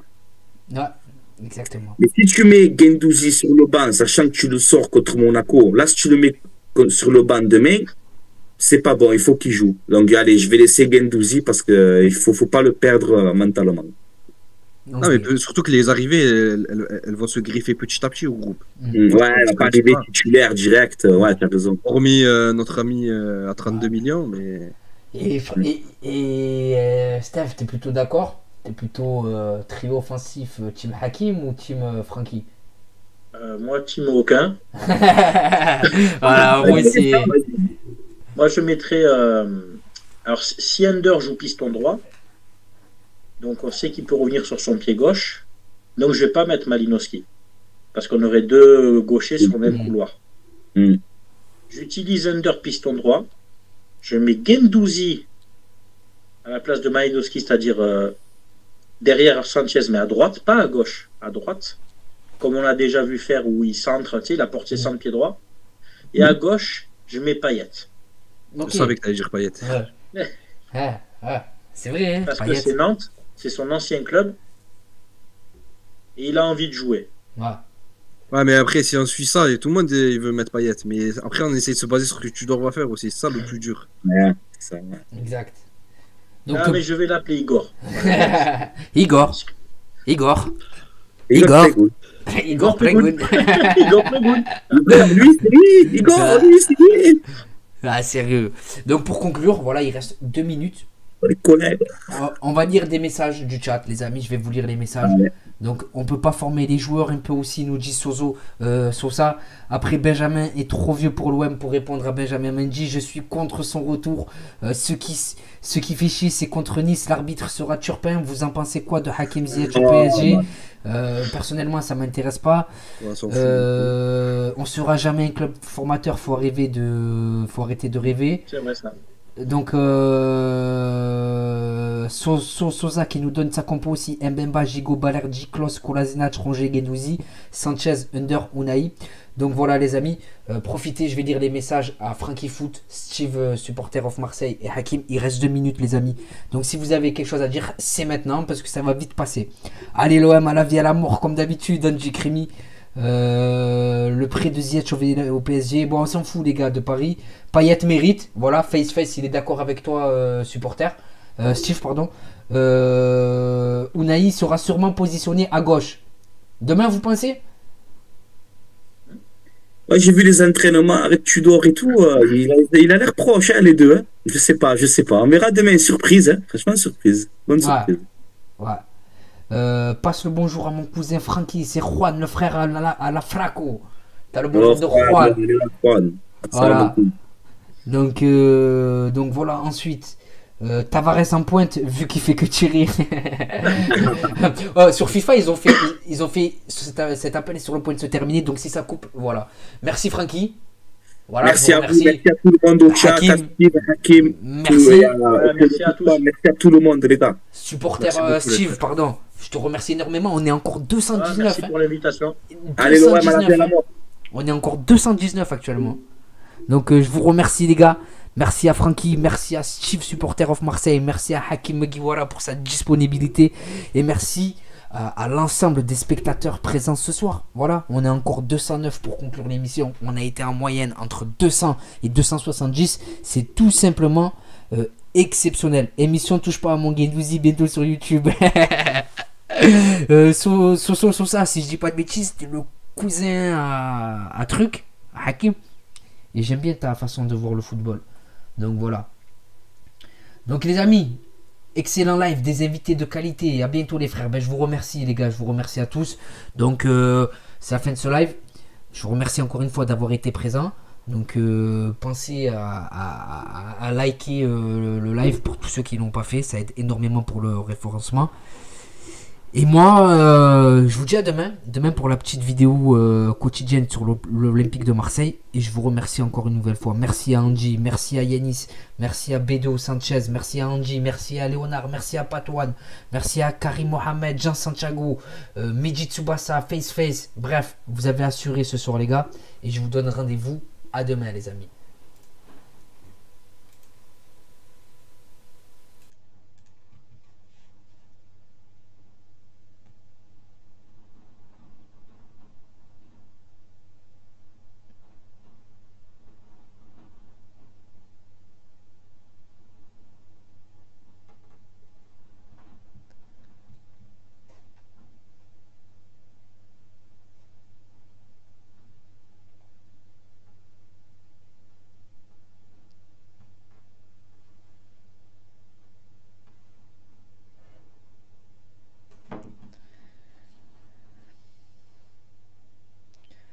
Francky, mon frérot, merci pour ta disponibilité, la famille. Merci, là, je suis en train de lire les messages. J'ai que des bons retours dans le chat. Voilà, je vous kiffe. Merci à tous, bonne nuit à tous. Excellent live, invité de qualité. À bientôt, les frères. Voilà, merci. Merci, Francky, pour ta disponibilité, la famille. J'espère que tu as apprécié le live. Ça. Tu m'as trouvé comment dans les questions J'aimerais bien que tu me dises.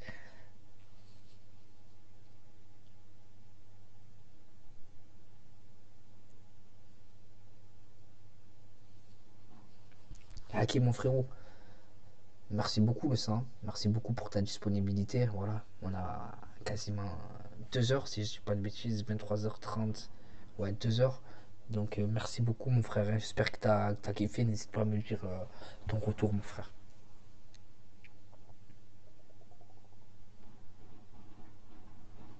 Steve, Merci beaucoup, hein, l'ami, pour ta disponibilité. C'était un régal pour moi d'échanger avec toi, voilà, de te voir présent sur la chaîne. Voilà. J'espère que tu as kiffé, voilà, que t'as passé un bon moment. Et voilà, je te remercie encore une fois pour ta disponibilité. Merci beaucoup, l'ami.